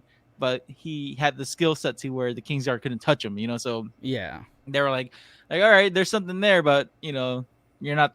We can't train you. Yeah. So, I think Kage has said something along like I want to fight in your corner or something like yeah, that. dude, that was episode 2. That's- He, bro, he was like, no matter what happens, I'm in your corner. I want to help you. Like, bro, that's like Frodo and Sam type friendship. Except Yeah. Frodo's not a dick, but like, Yeah, I was gonna say. And the whole thing where like even the whole thing where Doma's through, man, that killed me, man. Oh, when he Where threw Bochi off threw the cliff? Bochi into the yeah, and then Kage went down and found him, and it even had the paper or the fake crown? the fake crown for him. Yeah, dude, and like that scene. Honestly, any scene between Bochi and Kage, I damn near came to tears because like Yeah, because like you know, because you see up to that point, you see when Bochi was like Bochi thought Kage left because Mhm. the queen, was it the queen or one of the someone told him that, like, you know, Kage left, yeah, and he's not coming back, and so It was Bochi this was, this the snake guy, I think. and you know, Bochi really thinks that Kage's gone, and then to see that his friend was there, the one that saved him this whole time, and then like Mhm. he just breaks down into tears, and then Kage's like, "Don't cry, Bochi, it's okay," and then he starts crying. He's like, "Okay, okay, you know, like Yeah. it's okay, I'm gonna start crying too," you know, and so. Yeah, there's a lot of like very very wholesome moments. I think one scene for me was like what really like tugged my heartstrings was when Bochi was trying to break the rock in his hands Mhm. after leaving the underworld, because like he wanted, but Kage's like, it's okay, Bochi, we're gonna, like, you know, get you strong, and then we'll show everyone what's up. So, you know, Bochi being as optimistic as he always is, he picks up the rock and tries to crush it, and then when he's doing it and he starts crying, I'm like, dude, I felt that scene, like it was like a personal attack to me, dude. I fucking felt that scene, man. That shit just like hit home for me, and to see like to see someone like Boji's character who's constantly being positive, who's always smiling, and he's always, Despite yeah, you all know, the the situation he's in, shortcomings. that wasn't his choice. Like he didn't Yes, choose. It was his dad and Miranjo that yeah, you know, their decision to get Boss strong, that it was gonna pretty much sap the strength from his firstborn. And it's just like it's bro, it's like I it gotta be that happy. I gotta be as positive as Bochi, man. There are days where I'm just yeah. like, fuck it, bro. Like, It's like I'm that. I'm turning into a villain today. Yeah, no, exactly. I'm about to be like Obito today, man. Fuck it, dude.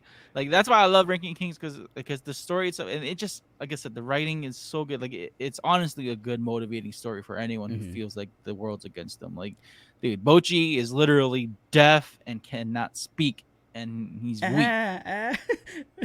You know, But and but like in spite of all that, look how great he is as a I person. I know mean, this is, you don't even need words to write a good character. It's just yes, this is all I'm saying. It's not that hard. It's yes. not that hard.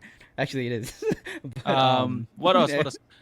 We got like 6 minutes here, okay, so I will say my favorite. The part for me was, uh, and we can lead into what I think we should talk about next. When Bochi's trying to pick up the sword and he can't, and he's like crying, oh my after he's god. injured, which they played that part in, which I want to talk about the opening, Naked Hero. Oh my god, such a good Oh, song, Bondi. bro. Oh my Yeah. god, dude. Dude, that Um, song is like, that song brings me like happy, teary but joy. yeah, I get teary when I listen to it. Like good. The meaning of that song is literally Bochi. Like when you look in the translation, it's serious. It's just about Bochi. Mhm. So it's such a good song. And shout out to Vondi, because without Vondi, we wouldn't have Chili Beans out there either. So And I wouldn't I think it's for the second half, the ending was Oz by Yama, oh which yes, that's yes, how I discovered Yama. yeah. And it was actually by accident, but ever since that I've been listening to her like all the way through. She's such a great artist. Have you watched anything with the Treasure of Friendship, or the Friendship of Treasure? That Is that the side story? Yeah, the side I stories. Like they go more into detail of like the backstories and stuff. There's some good stuff in there. I Like should. I haven't yet though. one I what know I want to. one good episode is like the Daida story. You should watch that one. Like Hmm. you see more about Daida, because Daida comes off like as an asshole. You know, but he's not. Daida's actually a very sweet boy. He has to do that because his mom told him, like, you got to stay strong, not for you but for Bochi. You got to Yeah. be like this, and you kind of see it kind of gets to his head a little bit too, because the mirror manipulates that, Yeah. and he kind of But forgets that, you know, he has to be a good brother instead of a mean one to mhm. Bochi. I will say though that Queen Hilling, like caught me off guard. I thought she was gonna, because you meet her and she's evil, but then like everything that she does for Bochi, you're just that actually like tugged my heartstrings a lot. Yeah, she You was a know. very sweet woman in the show. Like she did. Healing was like, I'm just gonna say it in the show. Healing can get it. Like Oh my god.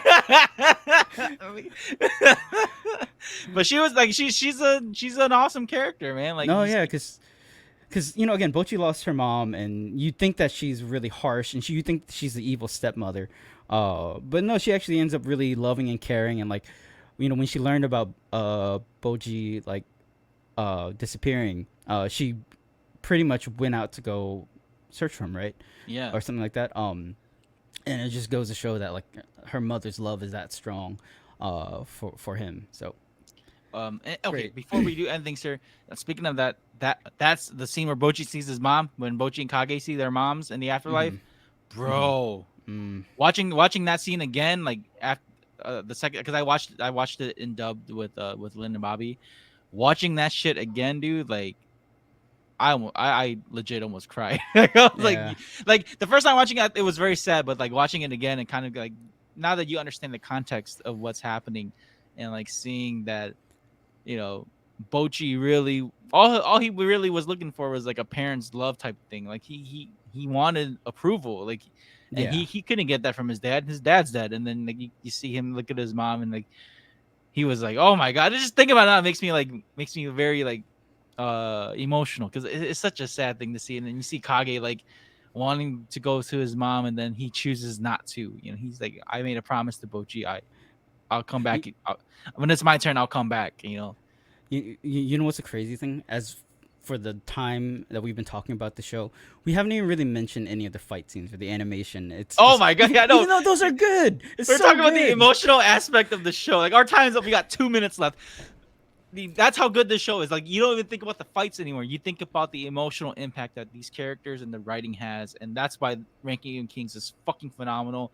But before we do end this, let's just talk about that last fight scene, because I think that's the most important one, where Yeah. Bochi fights his dad, because that was literally Attack on Titan level It animation. really was. It really And was. Studio It was flexing on that. They're like, we could have made Attack on Titan this good, but nope. We're making Ranking of Kings this good. Dude, the angles and like the When he's camera, running in the oh my castle, god. like when they Yeah. switch, because like it goes from him facing Daida, or his dad and Daida's body, and then when they actually clash, Mhm. that's when you see him like he's literally and figuratively facing a giant, you know, Yeah. to beat his Facing dad. these giants. Yeah. Yeah, to beat his dad, to prove that Bochi is king worthy. And when he does, it's like I was applauding. I was like Kage in his corner. I was like, let's fucking go, you know, like, dude, fucking love this show. I can talk about it all day. All right, so speaking of, you know, let's reset the clock here. We had 1 minute left, so let's just reset this clock here. All right.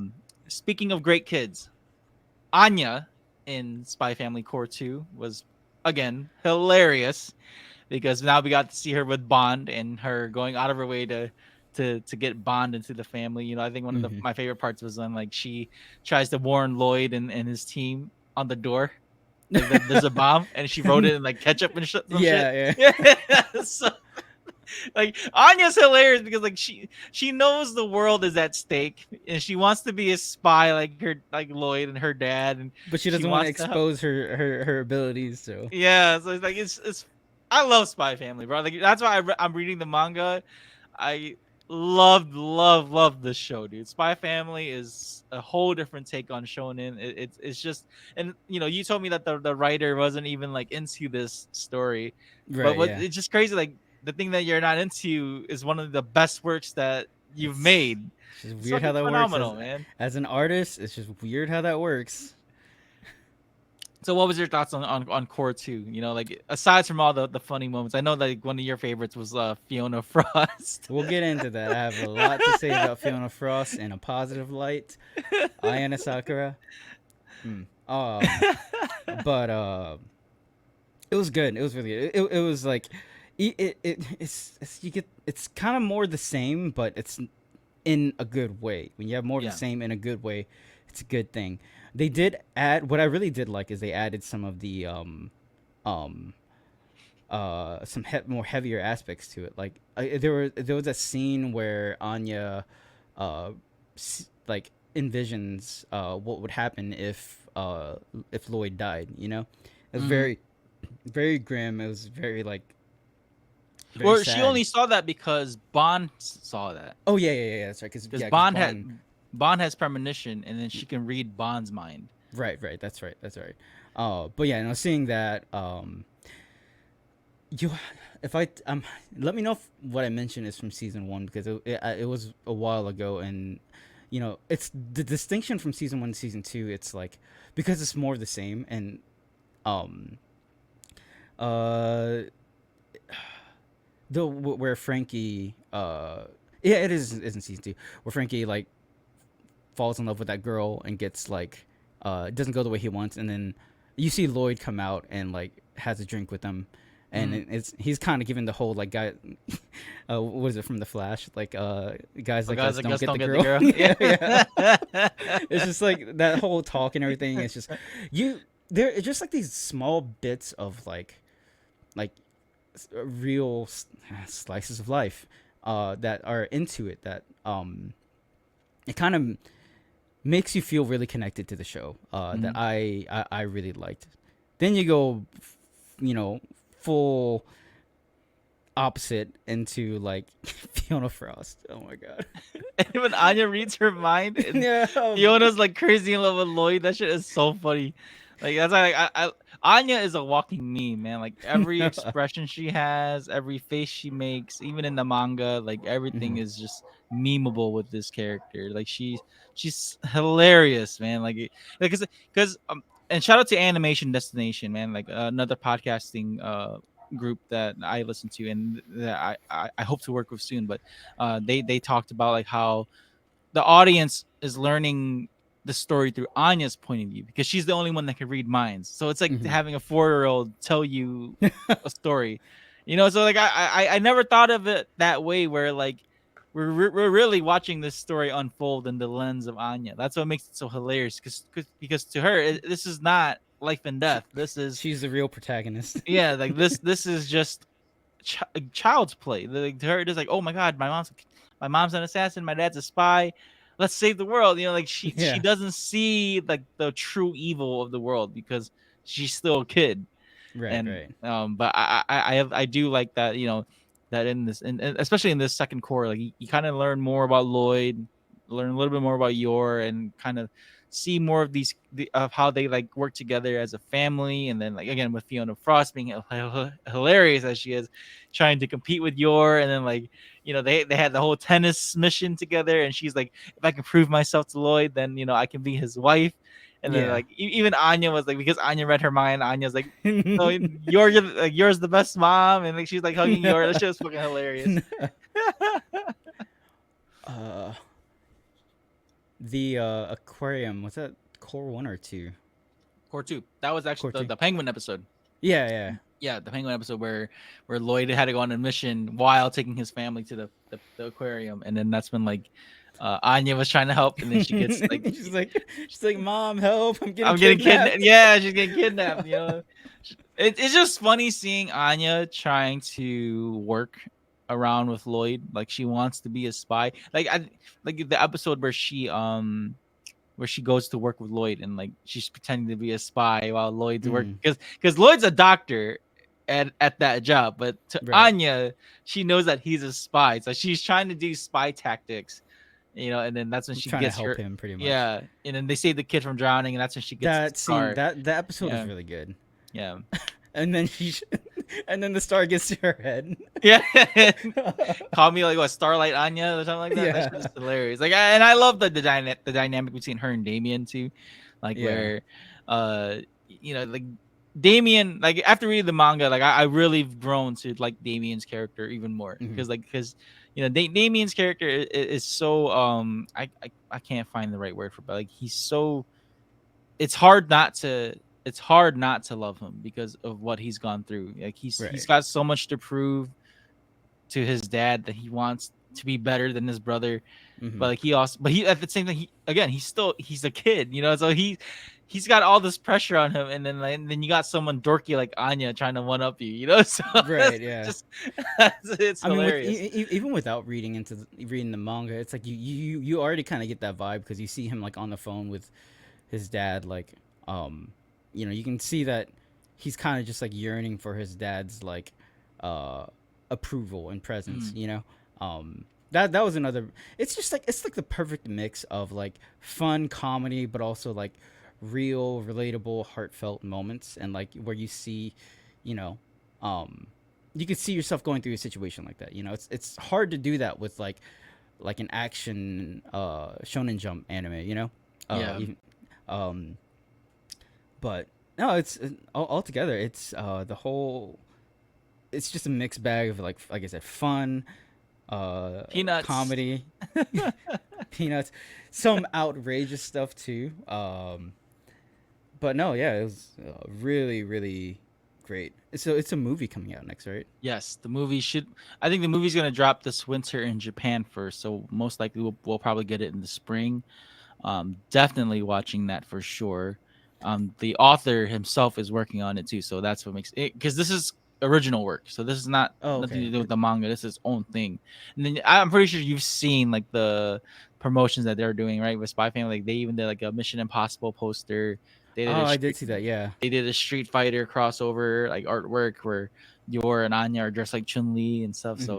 So, Spy Family's taking the world by storm. I think it's one of the best animes out there as of right now. Like recent anime, like it's hard to not like this show. And again, it shows you why Yor is one of the top waifus at the moment, because as much of a klutz as she is, she's very innocent and very like loving. You know, and I wanted to bring up this scene. Like they gave her that park your scene, that that they were that parkour scene because like Lloyd got his in that first half of the season where Hmm. he Hmm. did the whole castle thing. So they had to give one to Yor, and shows you how much of a super mom she is too, and Oh, to go out of she's badass, and and to the go out of fact her that way for like Anya.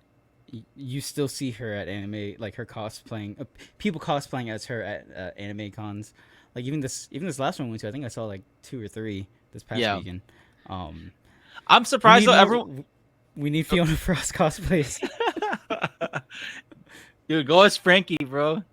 Just go as Frankie. Actually, oh, was that one time? I don't know if you stopped, but I think I showed you the picture. But I was at Anime Wonder, and it was like a group of friends cosplaying the whole cast. Oh yeah, I Uh, saw that. Yeah, yeah. that was pretty I cool. actually should. I just need to get an afro wig. Yeah, Um, yeah, yeah. Um, okay, so you got a little bit of time here. So, what do you think? What's your thoughts or theories on what do you think is going to happen for the next season? Because I'm they ended off with Lloyd meeting Damien's dad. right. Um, I'm hoping that you talking about the canon lore, right? Yes, Um, yes, not the movie, but just the actual season itself, or the next coming season. I want to know more about Yuri and their whole organization's motives. And like I said before, I always like hearing about the antagonist's motive, and hearing more about that. And also, I want to know more about what's her name, the handler. Oh, the handler. Uh, Yeah. yeah, Well, her backstory. She seems like she comes from a really like war torn. I'm telling you, read the manga, bro. There's something. There's.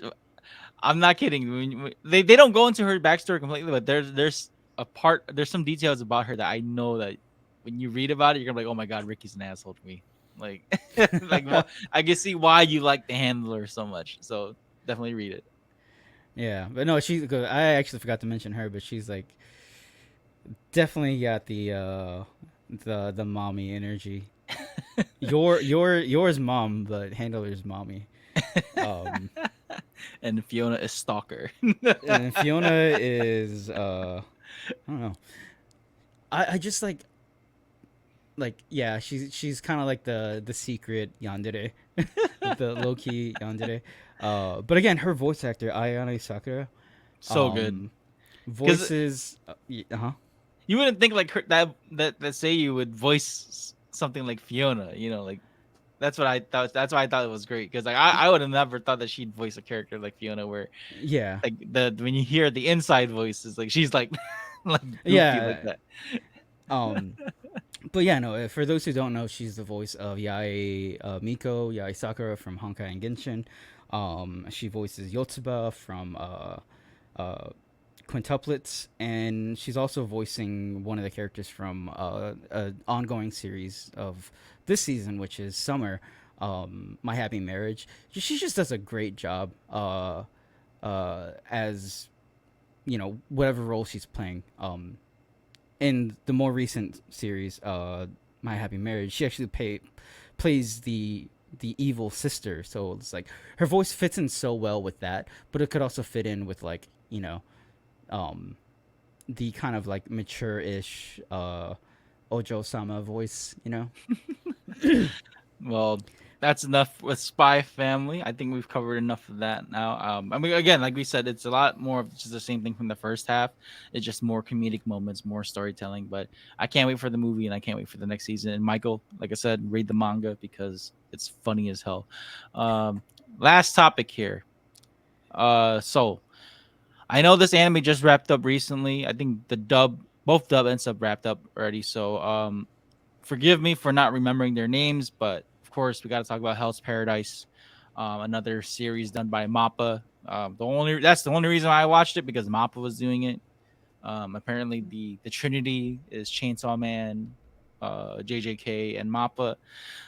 So or now JJK and Hell's Paradise done by Mappa, and then there's also Bleach 2 that Mappa's doing. So Mappa has all these huge projects, but Hell's Paradise was an anime that took me a long time to kind of just get into. Like I still watched it weekly, but it wasn't until like episode 7 or 8 where I finally like got into it. Like it took forever to get to the story. Episode 1 captivated me. I'm not gonna lie. Episode 1 captivated me. I liked where they were going, and then after that it was just get to the damn point up until where we started seeing characters get killed off. That's and I was like, oh shit. We kind of Attack on Titan. That's like we don't know who's gonna die next. They definitely have a lot of took a lot of detours to get to like the whole story. And it's just like, you know, they take the time to introduce these characters that they just kind of end up getting killed off type of deal. Like they but I gave think, that giant a whole ass episode, man. Like I don't care about that guy. yeah, Wasted the whole episode on that. yeah, the pacing of the show was definitely kind of like up and down. You know, because you have that, but then you also have the Tenza's backstory, which, you know, There are was characters that have good backstories though. right. Yeah, Tenza's the blonde guy, right? yeah. The Yeah, blonde guy I with the headband. Yeah, I liked his story. He was probably the character that stood out to me. Him and him and Daredevil stood out to me. But you know the dynamic between the two, I really liked that. I really liked how you know Nurugai, the girl who was with Tenza, Mhm. the his teacher doesn't want to teach her because he wants to protect her, but and he's taken it to heart that because he wasn't strong enough that Tenza died. That was definitely the most heartfelt moment. Yeah. Gabimaru is just kind of like this huge He's a complex. big mystery. Yeah. Yeah. It's a big mystery up until the end. That ending, holy shit, bro! Like you called it. I called it. I Yeah. fucking called it. Because like I remember we were talking like off camera. You every time an episode end, you're like, I don't know, man. That opening is different because he sees his wife and then it switches over the girl, the samurai girl. To So I don't know. Sagiri, yeah. Yeah. And then like And then like, yep, it hit that ending hit. I'm well, like, holy shit. I thought I will come clean about this. Like I didn't. It's not that I thought that she was real, or not. She wasn't real. I thought that she might have already died been dead. already. Yeah. Yeah. But when it was it Yuzuriha who was mentioning about like how they can they deceive. Yeah. Was it It's her like who some sort mentioned of like manipulation tactic that ninjas go through. Yeah, and you pretty much like manipulate them into thinking that you're invincible or whatnot. And then that kind of led to Gabimaru potentially realizing that his wife is not real, and that his leader was just using that image to manipulate him and to do all of these things, or to pretty much staying like the way he is, the Hollow. Okay, well, this is where I got kind of confused because like what that only happened though like when he was near death, like because he kept having a lot of near death experiences. And so Uh-huh. it wasn't only until like after he got done fighting where he kind of like got some of his core memories back. Where because a lot of it is like he's just doing things out of instincts. He's very instinctual. But then like once towards that finale where he kind of like looks around and like has to pretend like he's normal again. But really, what if him being this what they showed at the end was his normalcy versus like him being manipulated was not him. It could be. There's so much left open. I really hope it gets renewed. I know that it was a little indifferent and didn't really get as much traction as a lot of people. It was really hyped up. It's like, oh, Mappa's doing this. And this is coming. The writer for this was a student of Tatsuki Fujimoto, the Chainsaw Man, um, writer and author. So it's like a lot of people had high hopes for the show. And it was good, but it definitely the delivery was a little skewed. Um, Well, people said I that the would I manga would is a say. lot better though. I mean, even Salem has read the manga, and she said that Mm. for us to read the manga instead of So watching the anime. it could just be an animation thing. Again, it's just because everything's switching over to this 12 episode format now. Mhm. And it's I think it's really it's probably good for the workers, but it's kind of like where you think you can fit it into 24 episodes, but oh, let's condense that down to 12. It's just like now everything's kind of rushed. You'd probably even say maybe that's what happened with Gundam. But uh, we won't talk about that. We already talked about it. Go check out the last episode Uh, but or yeah, no, episode 169. I liked the fantasy setting. And when I heard about what the was it the is the yokai or what the people on the island with their Oh yeah, abilities the are, immortals, whatever. yeah, and they pretty much get their power through sex. I was like, wait, how? Dude, that I was not ready to watch those scenes. I was really caught off guard by that, and then once they started like transforming, like going from male to female, and like Mhm. just like you know sexing them I together. because Just I I get, learned about I was like, what? Like what I the fuck am I learned watching? I because when I had to look up reference images for Yuzuriha when I drew her. Mhm. So I was looking up manga panels and I saw some things here and there. I'm like, they have this in there. It's like, what's going on? Oh, Uh, okay. and then I got a little curious and I just kind of looked a little, and then I was actually listening to Tectone talk about Hell's Paradise, and he said like, yeah, their power scaling is pretty much through like sex and stuff. I was like, this made it onto like on the animation pretty much. Like I'm pretty sure this was aired on TV in Japan. Well, yeah, Um, you could tell it's heavily censored though. Like oh yeah, they're not gonna show all that shit.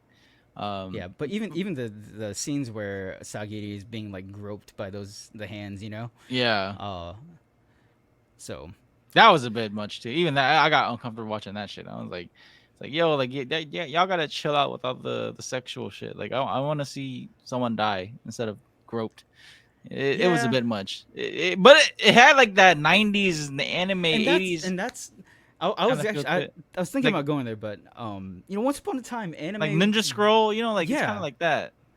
yeah. I mean, Ninja Scroll was probably like my first taste of like horny Anime movies. anime being horny. It's like once upon a time those two went hand in hand because it was kind of meant for like more mature audiences. Um, like what is it like?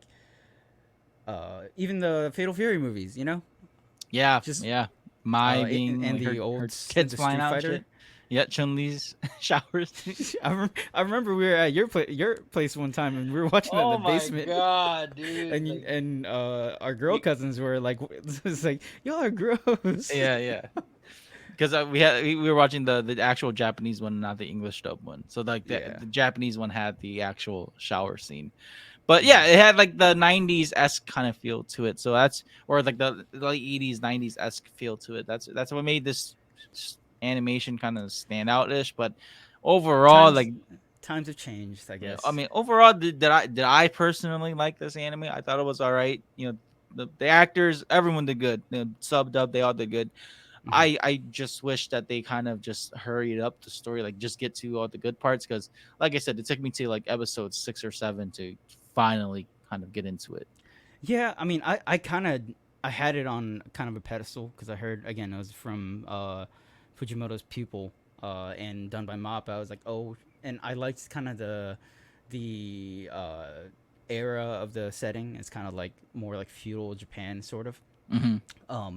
So I was holding on. It was on a pedestal, but as the episodes went on, I'm like, I want to like it, but it kind of feels dry. Like there's not a lot going on.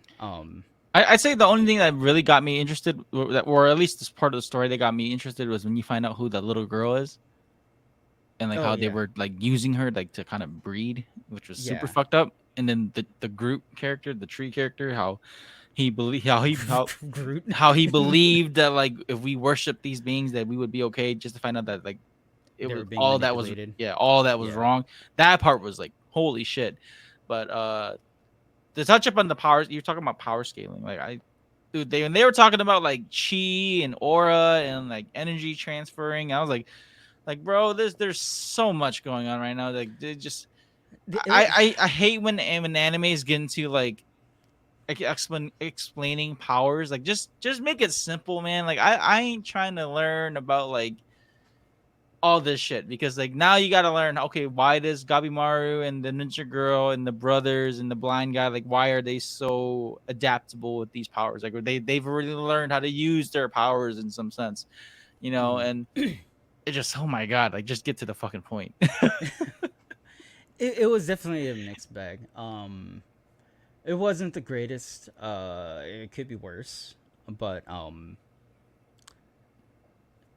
definitely hoping again if they do get renewed for a season two. Hopefully they'll fix some of the inefficiencies of it. But I enjoyed it. I thought it was good. I actually did find myself looking forward to each episode, Yeah. more because I was like, the mystery has been like well overdue, like being answered, Mhm. even like halfway through.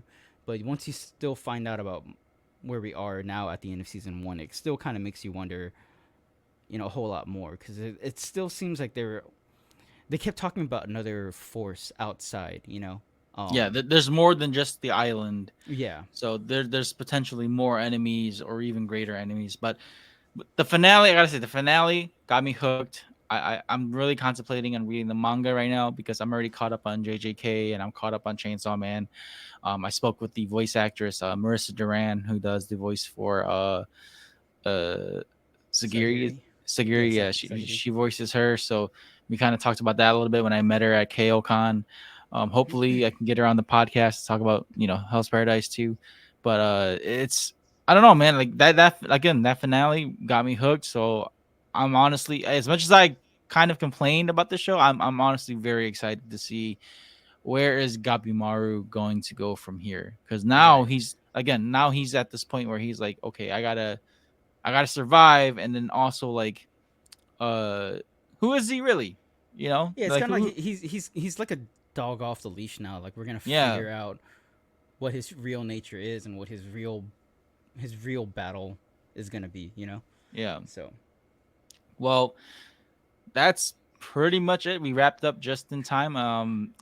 Or at least for these 15-minute segments. I think I'm honestly surprised that we kind of killed. I didn't think we'd go that far with Ranking Kings, but oh well. it's so good though. It's so Yeah, good. Ranking Kings is so good. But for our fans and followers, if you guys like this kind of segment where me and Michael do like quick reviews like this, let us know in the comments or the Discord chat if you're in the Discord. Let us know like what you guys think. You guys want more of these 15-minute reviews?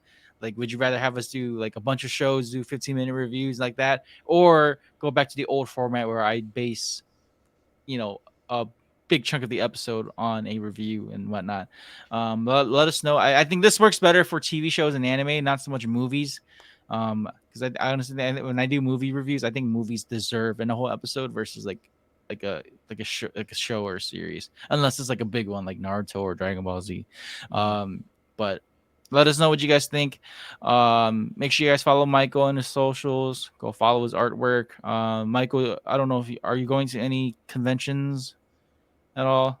This will drop like sometime September, so I don't know. Uh, Have you applied to anything that's that far out yet? I've applied to a couple. Fingers crossed. Pretty sure they'll make the announcements by the time this episode comes out. But I'm really trying and hoping. Fingers crossed, please, Anime Frontier. it would be a great like um what am I trying to say? It'd be a great accomplishment to be able to win at an event of that size, and that's backed by that has the funding of you being sponsored by Funimation and Crunchyroll. Mhm. So stay tuned.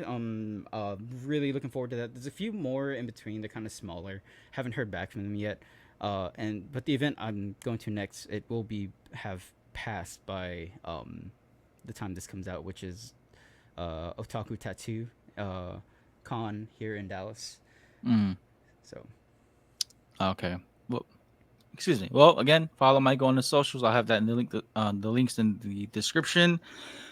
Make sure you guys like, share, and subscribe to Spoiler Force. Again, it's really odd talking about like future things during this recording. So, by the time this episode drops, make sure you check out episodes 169, 70, and 71.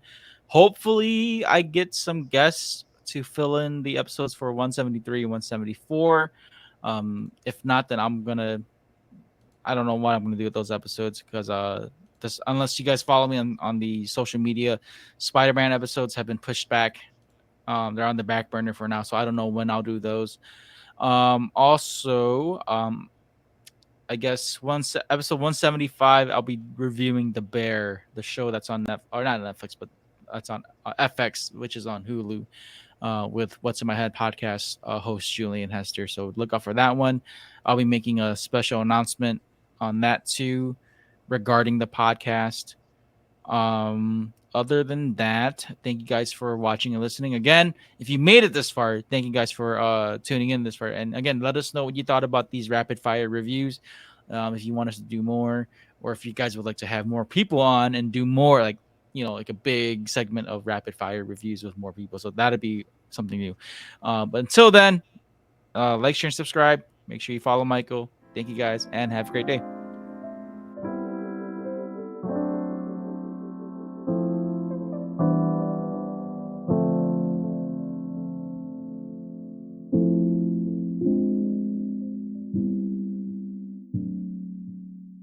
If you enjoyed this episode, make sure to give a review and rate Spoiler Force Podcast. If you want to get all Spoiler Force updates or even peeks at behind the scenes, you can join the Spoiler Force Discord community. And if you'd like to show support, give tips, recommendations, sponsorships, or any collaborations, you can email me at rickyvang92@gmail.com.